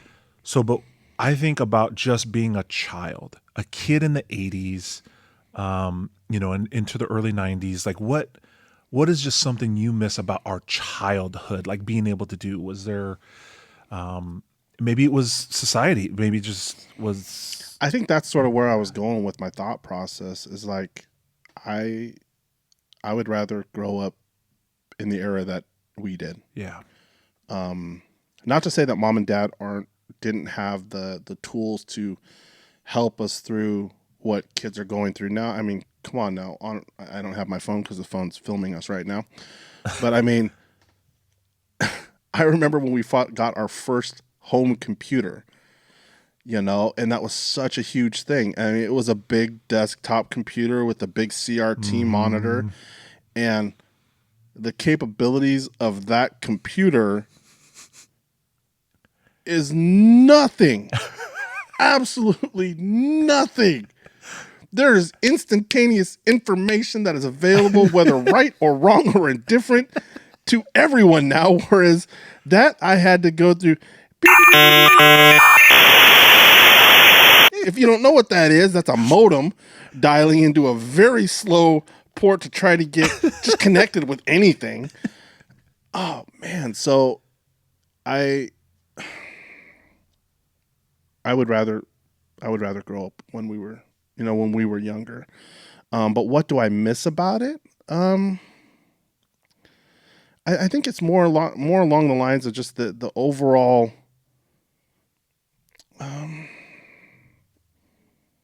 the innocence of everything. How small our world really we thought it was, but it really wasn't. How I miss the freedom. I miss summers. That was pretty awesome. But I don't know if there's really anything that I'd be like pining for to, like, if I had the opportunity, I'd go back and relive this. Yeah. There are things that I wish I would have done differently, or opportunities I wish I would have taken. And it's only because of things I've seen you do, things I've seen my kids do. And I'm like, damn it, if you just weren't so lazy and just applied yourself just a smidge, was uncomfortable just a little bit. But remember, a lot of things that molded who I was a lot of very uncomfortable situations that I was put in and things that happened to me that I didn't know how to work through. Yeah. And so I applied that negative feeling to a lot of other unknowns. I made an assumption that was going to be the outcome no matter what. No matter what. Now, whether it was I started it and then I made that my truth at the time, like I tried out for football. I didn't make it past a week because my friend didn't want to play. So therefore, that was an easy out. And it was hard. It was hot. It was summer. We were playing in the squally. We knew we were going to be shit. But looking back and seeing how great you were, how great my boys were at it, like, damn, I just wish I would have applied myself a little bit. And I'm not putting any onus on mom or dad or anything like that at all. They supported me in so many things that I did, but I don't really know that. I think they knew that I wasn't really going to do much in football, because I had asthma at the time, and it was the middle of friggin' summer. But again, I'm making excuses because, hey, you can work through asthma. You can work through activity-induced asthma by just, hey, press through, use your inhaler. You can get through this. Shoot, one of my favorite Seahawks linebackers was it Chad Brown. Homeboy had asthma on the inside line. Yep. Whenever he'd come off for serious, I'm like, come on now, really? So outside of anything that I'd be pining to really like get back to, I don't know that there really is. I just know that there's some really cool experiences we had, but I'm okay with them being in the past. Yeah. But I wish there's some things that, again, I would have applied myself a little more. Yeah. I'm friggin' smart. I wish I would have applied myself in high school. Yeah. Seeing how my brother was, and again, it's not a comparison. It's just seeing what the end result could be if you just did the work. Just do the work. Yeah. It's not that hard. Everything that you do outside of school really isn't that important. Really, the school work is maybe 30 minutes, maybe an hour, maybe 2 if you had a project or something. But really, you're still able to do everything else the rest of the days, because the rest of the days were maybe half hour homework, maybe an hour of homework. So, yeah, no, I can't really say that there's anything that I really miss about being a kid. I wonder, hindsight being what it is, if I was, Freaky Friday sort of thrown back in that situation, what would I do? I really think I do a lot of things different. Like in kindergarten, if I would have went back to the kindergarten and that kid socked me in the face. Little 2-piece special with a little bit of a couple of side. A side of friggin' macaroni and cheese and some friggin', mashed British potatoes and gravy. And wouldn't have to wait till I got older to do that. So. But ultimately, I'm not this. Well, that's not us. That's not who we were raised to be. Yes, we were not. We were not raised to be walked over either. We were definitely, raised to to have self-worth. But You know? I think that's one of the things, though, is that it's become sort of a mantra to mine, or especially the last like about 15 years, is I saw where I allowed my kindness for people to take as a weakness, and I didn't have the confidence to be like, nah, you don't do that to me, Yeah. you know. So I allowed my kindness to be a weakness for a lot of people, and that is definitely something I would not allow Yeah. anybody else. And that's definitely something I've been trying to teach, not only, my kids, but also just sharing with, You've my been nieces sharing it with and me, nephews. man. Like, I mean, yeah. you've been helping me too, bro. I've been so grateful. Like, because unfortunately, with my personality being a people pleaser, I'm trusting to the point of gullible Yeah, I sometimes, understand. and sadly, I do feel like sometimes I am easily influenced Yeah. because I still want to please people. I want to belong, and I don't want to ruffle people's feathers and stuff. But I've also learned how that is not healthy. Yeah. And it's not really good for you to always try to just please other people. And that doesn't mean that you need to be fully the other way and be selfish, Oh, totally. No. but you should have a healthy awareness of your value And people's intention. and people's intention. Like you said, understanding that just because you're kind, some people will take that as a weakness and will try to manipulate that for their benefit. Yep, definitely. So, Yeah. So yeah. that's right. What about you, man? A lot of what you said, man, is almost exactly what I would think of, man. I just felt like when we were kids, it was a simpler time.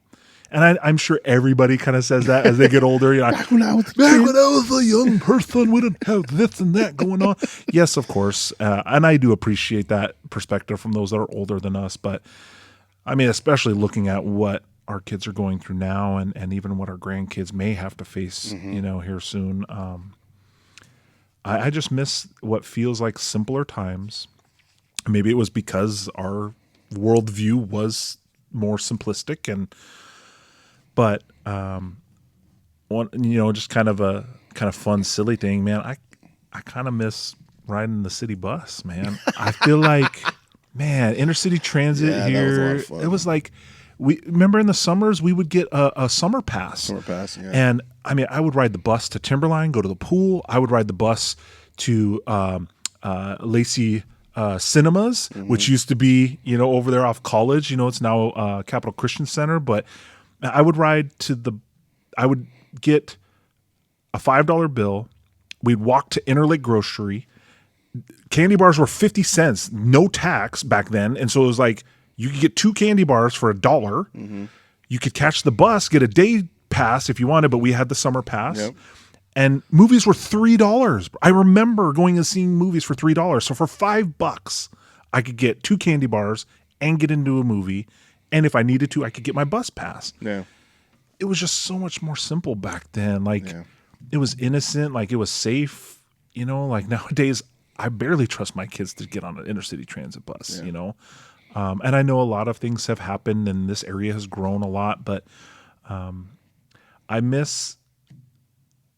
I think specifically in our area, I appreciate that the area has grown, but with that comes more challenges. Yeah. And with that comes some, I would say some more downsides to living in a city instead of what it felt like we were living in, which was almost like a town.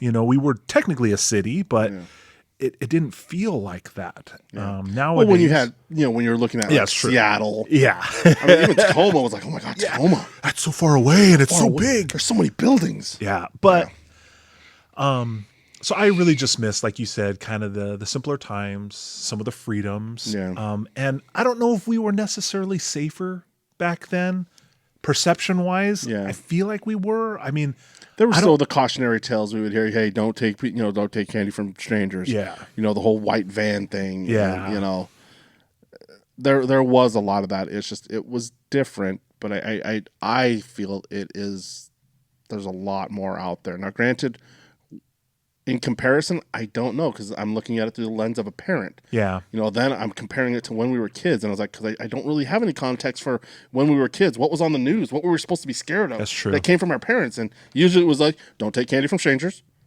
mind your business, don't talk to strangers, just don't talk to strangers. I'm like, oh, okay, and don't get in the white van with hey buddy, I got candy. So I think one thing I do miss also is like you were kind of saying, some of that freedom, but obviously being an adult and you have these mountains of responsibilities. Yeah. But the freedom to kind of discover yourself, like, and not have to worry about bills while you're going through figuring out your emotional baggage or traumas. And of course, we weren't doing that very deeply back then, but we were figuring out who we were, and we were, finding the things that we liked, the friends that we wanted to be with, whether they were the ones we would choose normally or not. Like we were accepted by certain people, and fostering those friendships, and I am grateful for our childhood, man, and I would relive it. I would love to relive it, man. The way, and not change anything. So live through the same experiences without the context of information that you have now. I mean, it sounds to me like that's where you were going with the answer. I just wanted to clarify and make sure that my perception was correct. Well, but as you said it like that, I was thinking about how... Really, what am I saying? Yeah. And when I'm thinking about that, like, gosh, there are some things I probably would do differently with the information I now have. But again, we are the people now, and I see so much value of the people of who we are. Yeah. Not righteous or perfect by any means again, but we are the way we are because we went through the hardships that we went through, and we had the support system that was there for us, and we utilized that. Like, I'm sure there's probably people out there that had a decent family, but for whatever reason they chose to not, draw them close or keep them close. Yeah. Or for whatever reason they let a disagreement or an argument or something that was said out of, emotion. Emotion or ill-tempered, like, they allow that to then dictate the rest of their relationship with that person without forgiveness and all that. Yeah. And man, I loved our childhood, man. Looking back, man, like even through all the stuff that we've talked about, the challenges we went through, man, I think I would love to see how my kids would be growing up in the era that we grew up in. How do you think? It all depends on their parenting. Really? I really does. I really do. Because I've thought about that too. Like, how would I have treated my kids different? I don't know that I would have. Yeah. Really, I think it would have been a lot of the same lessons. Hopefully, I would deliver that message a little differently, with more love and compassion than from a disciplinarian. Yeah. But I don't know that it would be really different. I think we'd be, again, if we're looking through the lens of the information we have now and using that as the context for what we're going to teach our kids, I think our kids would have been fine. Yeah. I think they would have done fine. Yeah. They would have done really well. So, yeah. Yeah. I appreciate that, man. I think that's cool. I thought that was going to be a lot easier of a question. That was really a hard one for me. Yeah. Because I thought there would have been some things I would have been really happy to go back and, what were some of the, no.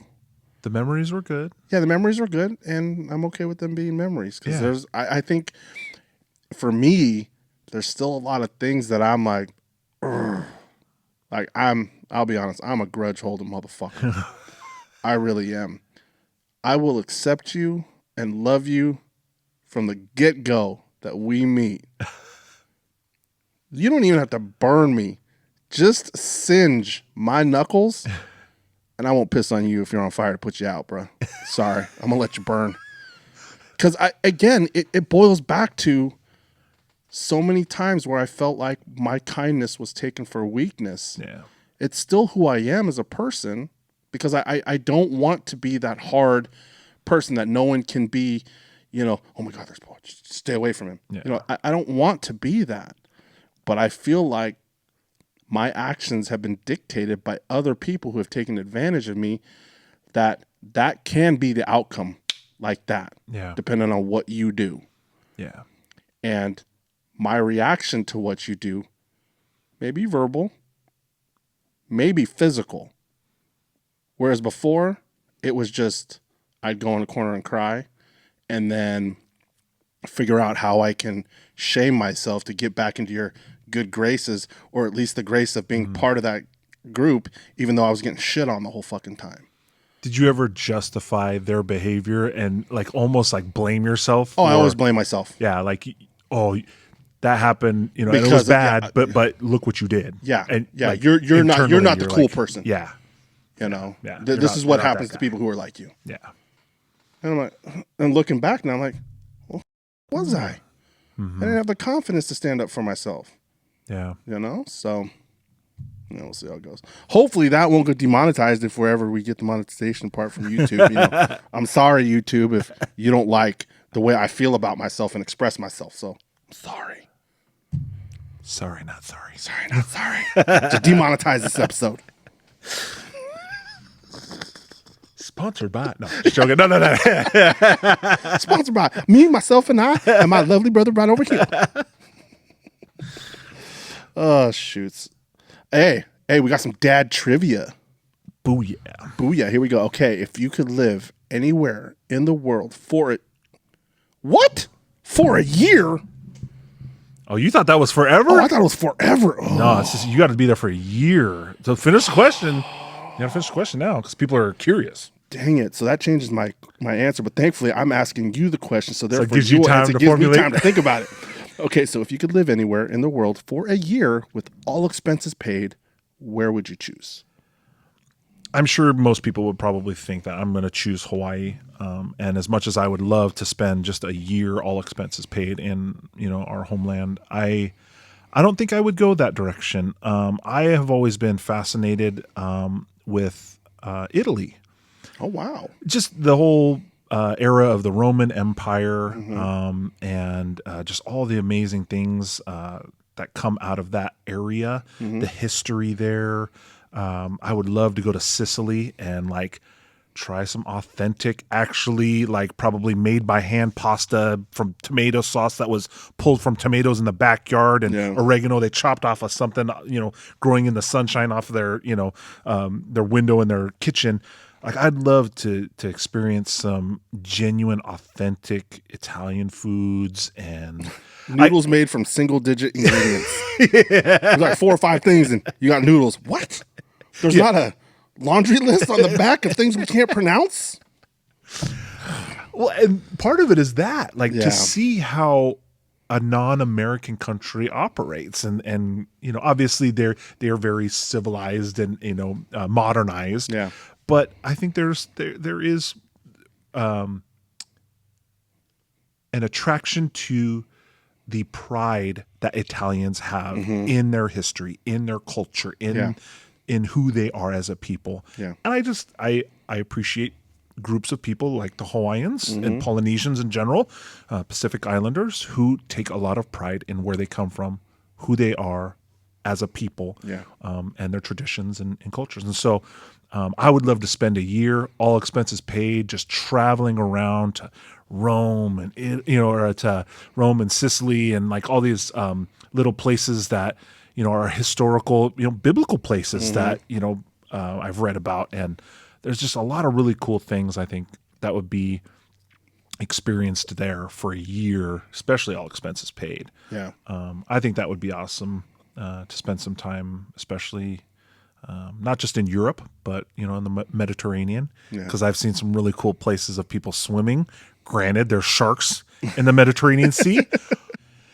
So yeah, definitely swimming, and I think even bombing off some rocks in Italy, man. I've seen some really cool shots of people, and of course it's not just Italy. I know there's some other countries in that area, but some really cool places to jump off into some beautiful water.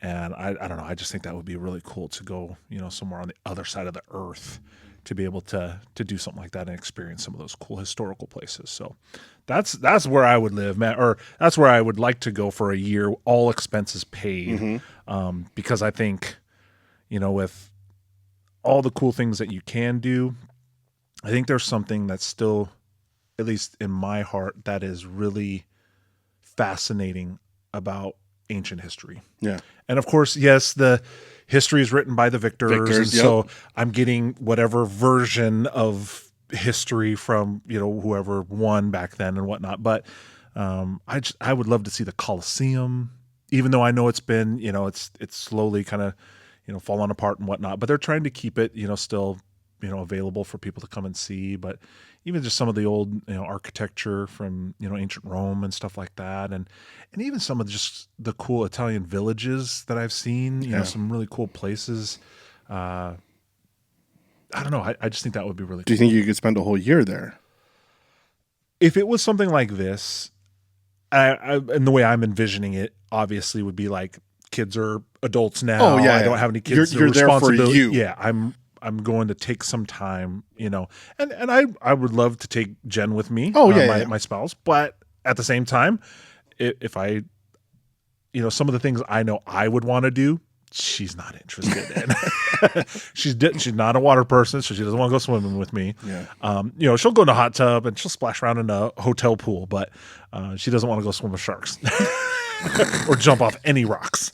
And then the historical stuff is not really her forte. She doesn't. I mean, she knows it, appreciates it, learned it. Yeah. But she doesn't really necessarily desire to know more about history or to see some cool things from history. So there would be a disconnect there. But I think, the riding around on a moped, with her, by the Mediterranean Sea and getting some authentic Italian food, I'm sure she would love to travel around and try some sampling of other foods, even though she's not a vegetable person, and I know a lot of that natural stuff is that Mediterranean diet. Mediterranean diet is it's all of that is seasonings and oils plants and oils and stuff like that. So not as many carbs as I would like to admit. Don't get me wrong, I do appreciate Italian's pastas and stuff like that. But I think I would still choose Italy, man. Nice, man. I think that would be cool. So now that you've had a little bit of time to think, I'm kind of curious. So you originally chose this question because in your mind you thought it was saying all expenses, where would you like to live like for the rest of your life? So what was your answer for that? So that was to go home. Go home, go back to Hawaii. And I say go home. Before I would think, well, I'm not from Hawaii. That's not my home. No, that is my home because I'm a Hawaiian. Even though I was born and raised here, I am Hawaiian, and I would love the opportunity to go home and live there. After talking to Isaac, sup, Kazo, and I mean, I was looking at a house back in Hawaii, here just a year or so ago.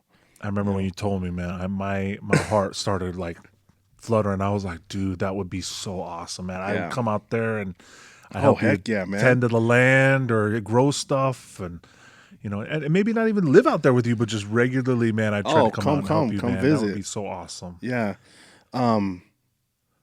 So that's really what it was, is because I have this yearning for our indigenous side. Yeah. And it's not that I don't get amazing experiences here, because I do. When we go away, when we're up in the mountains, away from everything, and it's just us, and all we hear is us, there's nothing like it. When we go find, a body of water to go bomb in or something like that, or just go swimming, there's nothing like that. And there is a certain feeling I get, even though when we were... I didn't go swimming as much in Lake Crescent with you. I was just thinking about that. That was special, though, just sitting on sitting there and our feet in the vai, in the water. And even though it's a landlocked piece of water, it's not the same as it's not the same water from Hawaii, but in a way it is. And we'll go into that a little bit more. And it's a representation of something that's on a piece of art back here that maybe we'll talk about a little bit later. But I would have loved to go home. And yes, it was with the context of, hey, you can go home and live. Yeah. You know, someone's gonna pay your expense. I'm like, yes, let me go and visit all the islands, visit our family, get their mo'olelos from them, you know, and share that. But as soon as I saw the year, yeah, my heart dropped.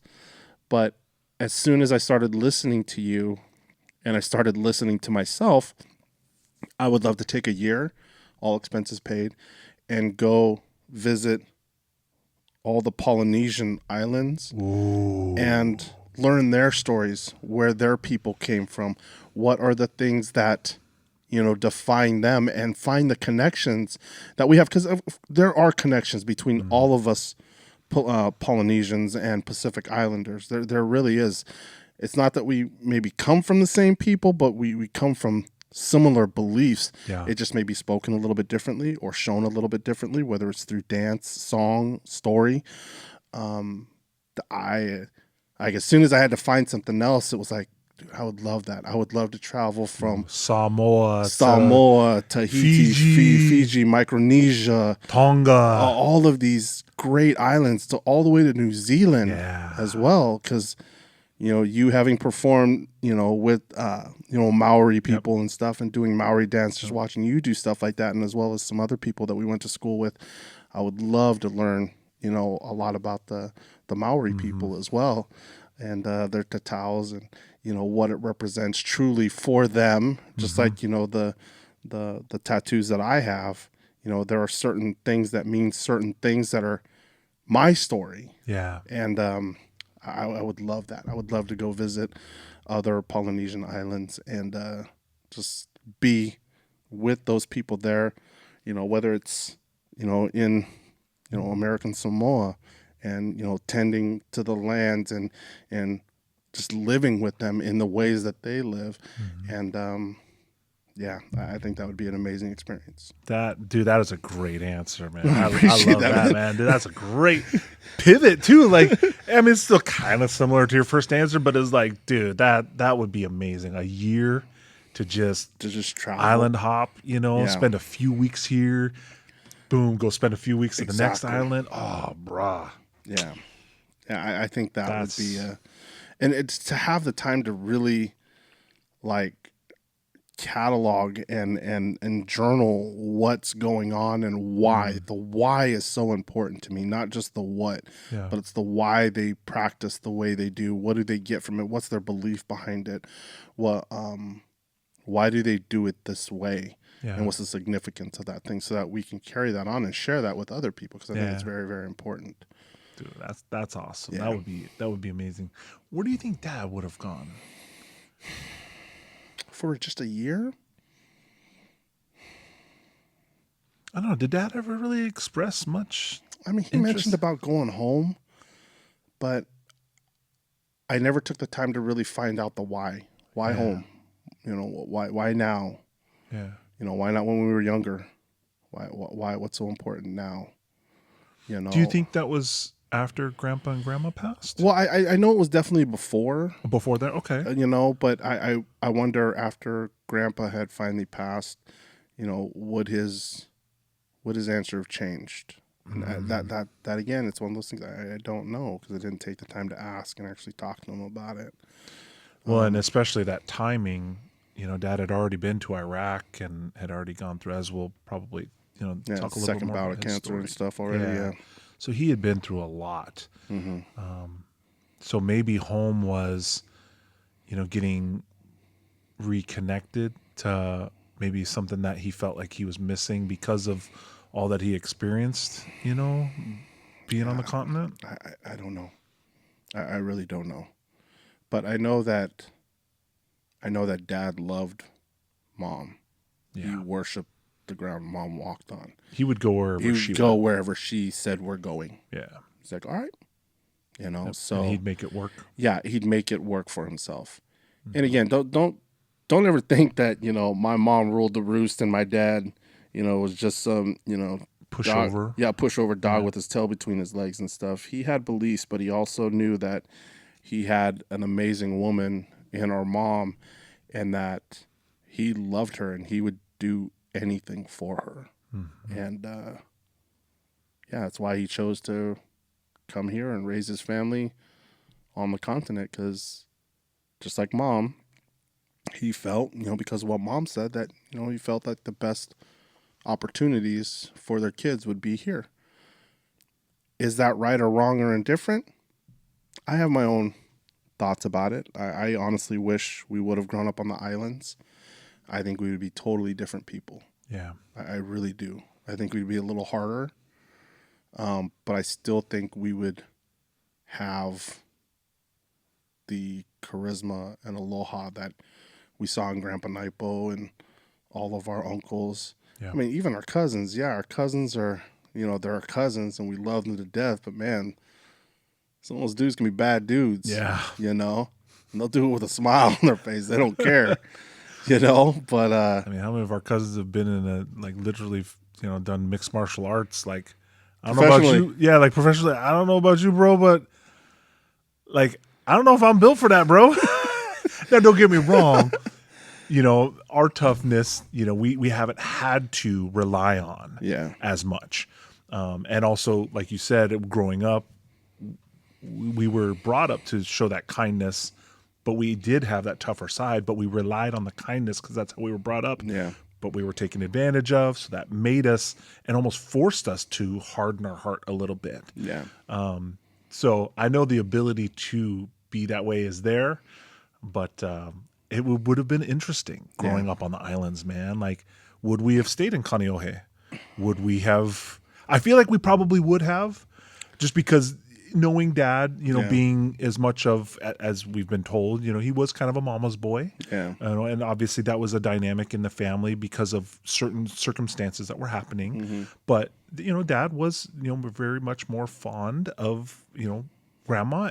And it's funny because I'm more of kind of a mama's boy as well. We're like that too. We don't want to move far from our parents. Yeah. I mean, Dwayne has, talked about it, but it hasn't happened. Yeah. And I remember always saying, I don't want to move.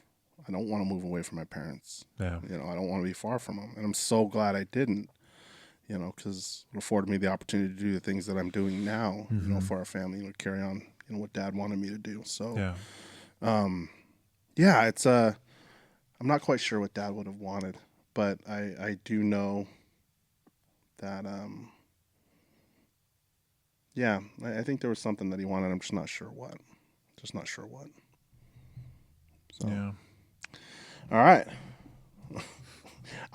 Man, I think we've already talked about this, but I don't know why this is dad trivia, but and you can answer this however you want, because I think I've got some context how I'm going to answer this, but what is your biggest fear? Yeah, I know, right? It's Pandora's box. So my biggest fear has to deal with my parenting. And I think there's some kind of fear that I will do something that would jeopardize my connection with my kids somehow. I don't think that'll happen. Watching them turn into the teenagers and the young people they are, I don't like to give myself kudos, but I feel like Jen and I have done a halfway decent job with trying to raise them. Now, again, they could screw that up in their life choices. They're going to have plenty of opportunities. Yes, they will. Or may. Not they will, they may. Do not, they're not, please don't, they're not guilty. They haven't done anything yet. Yeah.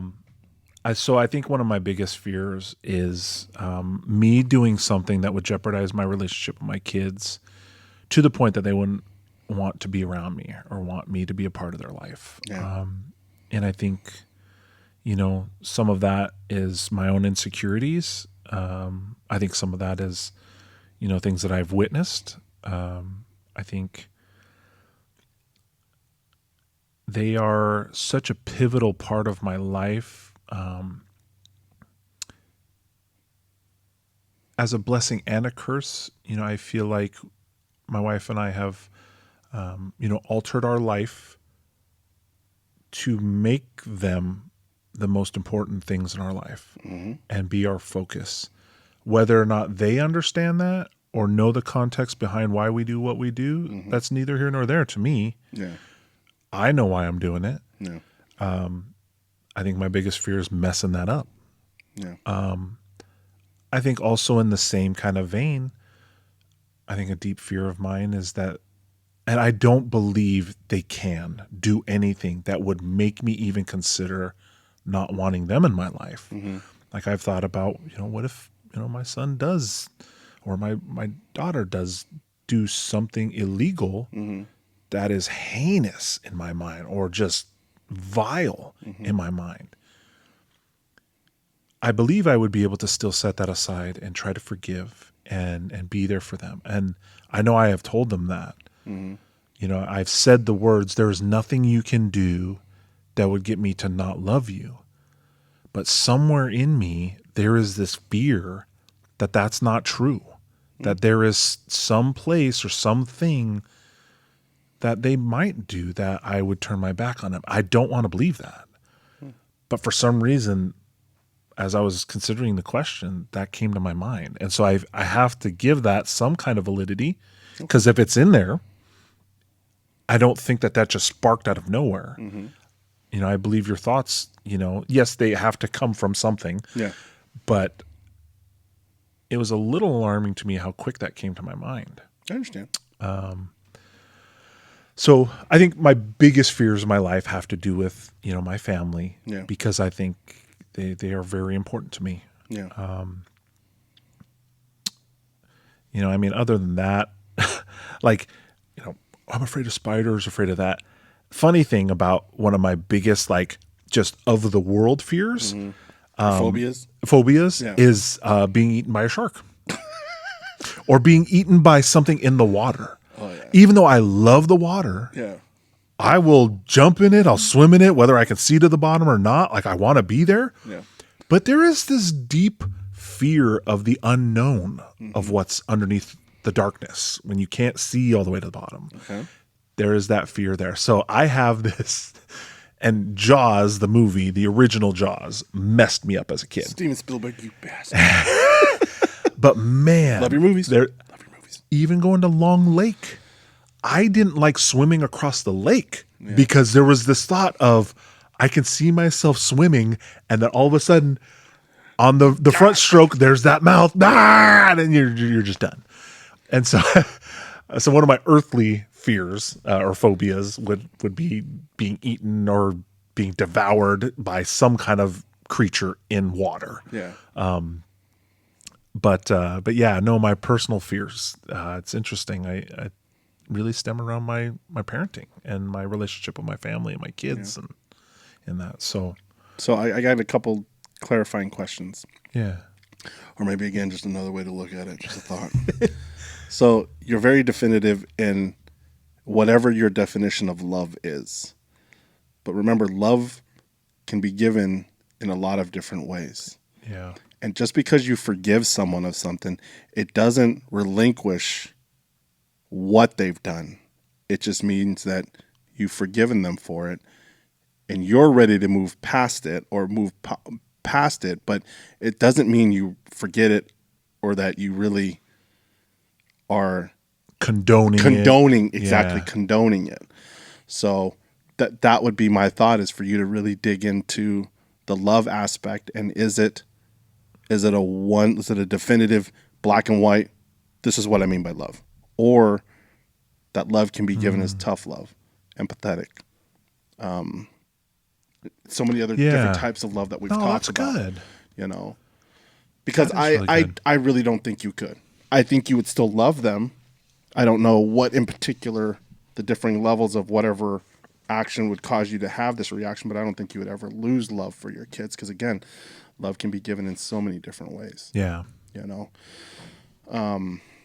What about you, man? What do you think as far as your biggest fears? Or sorry, I don't want to transit. Did you have anything else? No, there was something else. I needed to write it down and I totally forgot it, but it was about the fear of swimming. Oh, darn it. Oh, your fear of what's unknown. Is it really a fear or a deep found respect for the unknown? because I think it's one thing, because I believe fear is maybe for some people it's for the unknown, or is it a respect for the possibilities of what could happen, and you're just cognizant of those things, and it doesn't mean it stops you, because I think true fear, like I like to say I'm scared of heights. Am I really? Because I go and jump off a Waimea rock. Yeah. I go jump off of, We'll climb up into Bethel Ridge, Yeah, up off we'll these climb ridges up that on are the hundreds of feet down. like, Yeah, I'll look over that stuff. Now, granted, yes, my knees will get weak. My stomach will be like, like, don't let that big ass head of yours lean too far over. You gonna go, but it's not paralyzing. So when I think of fear, I think of almost paralyzing.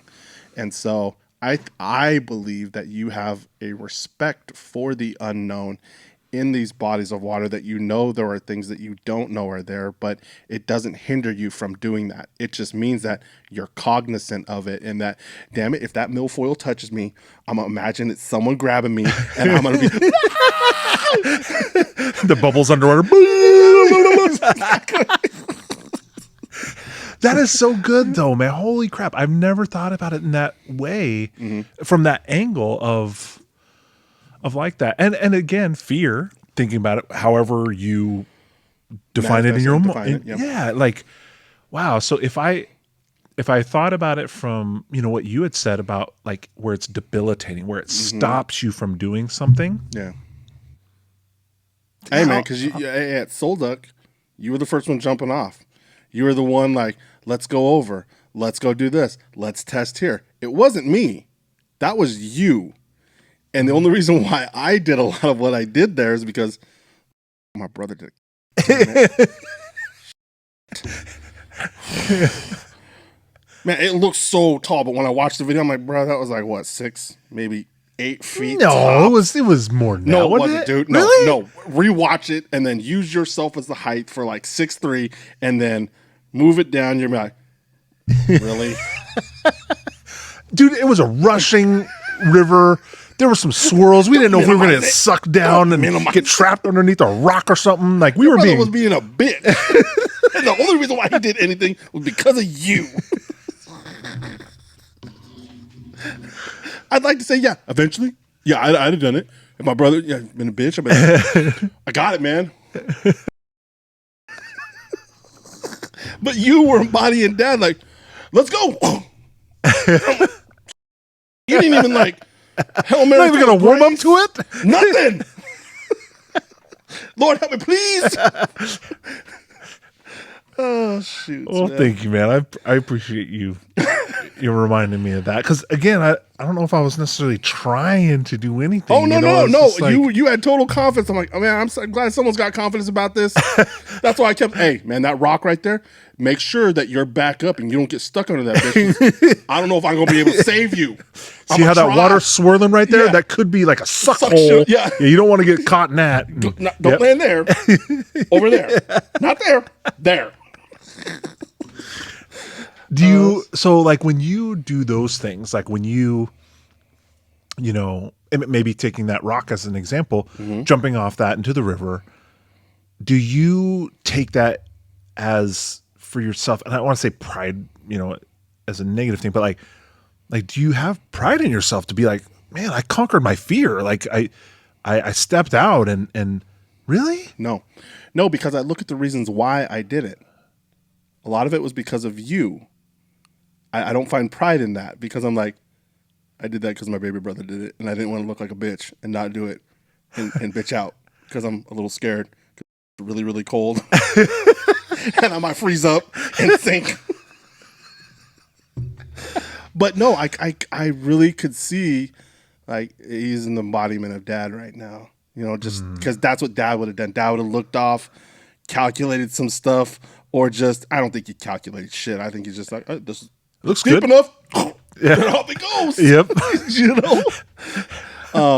But no, I like the last time I don't look at it like that. I look at it as, again, just sharing great moments with you. And like that last jump, I really embodied. I was like, Dad, just please be with me. I love that. I love watching be with that, me. Man. Show me where I gotta go. And sure as shit, man, there was a line that I feel like that was discolored immediately for me. And I just felt something say, here, Yep. that's where you got to go. And cool, off I went. So no, I don't take it like, yeah, I conquered some fear. Damn it, my brother did it. Damn it, I got to do it too. Do it. Does that feel like, I mean, I don't want to make it weird, but like, does that feel weird to you? Does that, okay. No, because we're of the same two people. Yeah. And whatever stopped me from doing it, something was given to you to push past it. I'm sure I've got it somewhere in me, but it wasn't in me at that time. Yeah. But I know that it's in there somewhere. So it gives me hope. It gives me hope. I can't remember what happened at Waimea. I don't know if I was one of the first that jumped off or you did, but that was friggin' awesome because that was cool to me too. Because all the local people were like, whoa, when we were making splashes. Now, granted, our form was a lot different than the guys that were watching on Bomb Tour. I'm like, man, they're going in almost pencil, but with just a little bit of an angle. We were straight jumping 18 feet, just like Dad taught us to land like this. And dude, I had bruise. I had never seen bruises like that, man. Bruh, I mean, it was all the way down your hamstring, wasn't it? Yeah, dude, 300 pounds hitting inside concrete. Yeah. Be careful when you go jumping off rocks. Yeah. We are not trained professionals, but we kind of know what we're doing. We're some hobbyists. Yeah. Yeah. So no, and again, I please don't feel any ill will. Like, oh my gosh, my brother doesn't feel any. No, it's again. I know that there are blessings that you have that I don't possess, or maybe that are readily available to me in certain situations. Mm-hmm. But me knowing that they're in you lets me know, hey, they're in me too. Yeah. I just got to find them, or they'll come out when they're supposed to. I feel like that's similar to how I feel about how much I appreciate and value your ability to be analytical, to be careful and calculated, but not be intimidated by things and be afraid to like approach things like all of the mechanical stuff with our cars and stuff. Like I'm not mechanically inclined. I can learn, I can do things, I can follow instruction, but I am easily intimidated by mechanical malfunction and things like that. And your courage to just jump in and be like, I can learn that. I bet you I can figure that out. And even if I can't figure it out, I bet you I can find somebody that can help me figure it out. Yeah.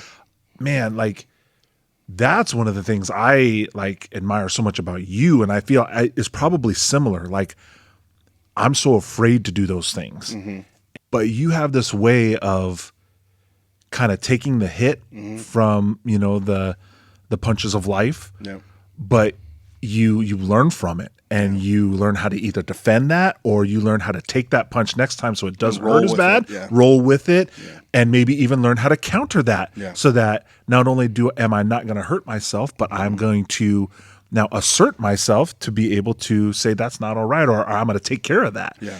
And dude, that gives me hope and my own insecurities about certain stuff. So well, I appreciate that. I like that, man. But I want to make sure that you don't apply that logic to how I've been all my life. That's only come in like the last maybe 7 to 10 years, maybe even less than that, really. Yeah. I mean, all the stuff that you've helped me do and watch me do on Icebox, my Suburban and stuff, that is stuff 10 years ago I never would have I would have paid a mechanic to do that because I had the fear of messing it up. But something in me has switched to where it's fine. Yeah. If it breaks, we'll fix it.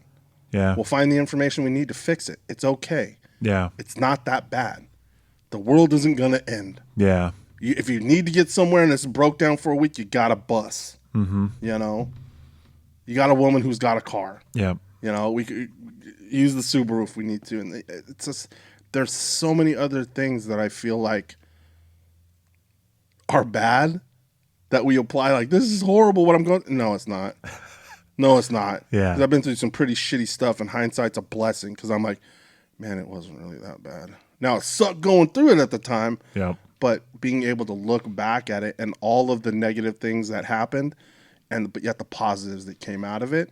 Same thing. If for some reason we were changing the fuel tank, thank you, or the fuel pump on the Suburban, thank you so much for all your help, because, without having you there, I'm sure if I was by myself, I'd have been flustered and it would have sucked, because I think there was a lot of situations where I needed another hand, or I just needed someone who was going to force my hand in patience and just, hey, because there were some things I know that my fat hands and fingers are like, bro, I'm like, and I would get out from underneath it. You're like, hey, let me just try it. I got it. What? Way to go, bro. Thank you so much. All right, on to the next thing, So you'll get there, man. Yeah. You will, because it's not that you're not like that. And I thank you for you're giving yourself credit for the things and see how you are changing in that way, because you're getting there sooner than I did.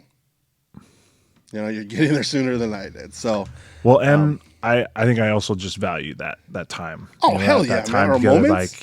Hell yes. I really appreciate those, regardless if we're up to our elbows in oil or whatever, or bombing off rocks, whatever. Like, man, just those moments are so valuable. So good, man. Good. All right. So I think this will be the last question for us. And so, what is my biggest fear? Mm-hmm. My biggest fear sort of plays on the same thing that you brought up about the kids. So, gotcha. Take your time.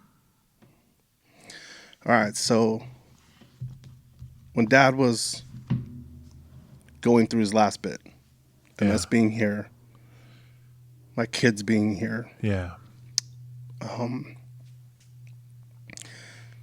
I hope and pray if I'm ever in that situation that they come. Yeah. And that I haven't damaged our relationship because of things that I am so sorry for before, whether I've apologized for it or not, or tried to show them how I've changed. Yeah. That lack of information that I really needed at that time, I didn't have. So therefore I did this action that caused this reaction that is going to affect me so much farther from now. It's not to say that I know I won't be surrounded by loved ones. I know that. But I really hope my kids are there. Yeah. And that, like I said, I haven't done damage to my kids' view of me, that they're like, hey, I'm good. I don't need to go. He knows I love him. Or whatever it is. It's just, I hope that through the time that I have left and the moments I get to share with my kids, that I am seen as a value and that they want to share my last moments with me. That's my biggest fear. Man, that's, first of all, courageous for you to even, admit.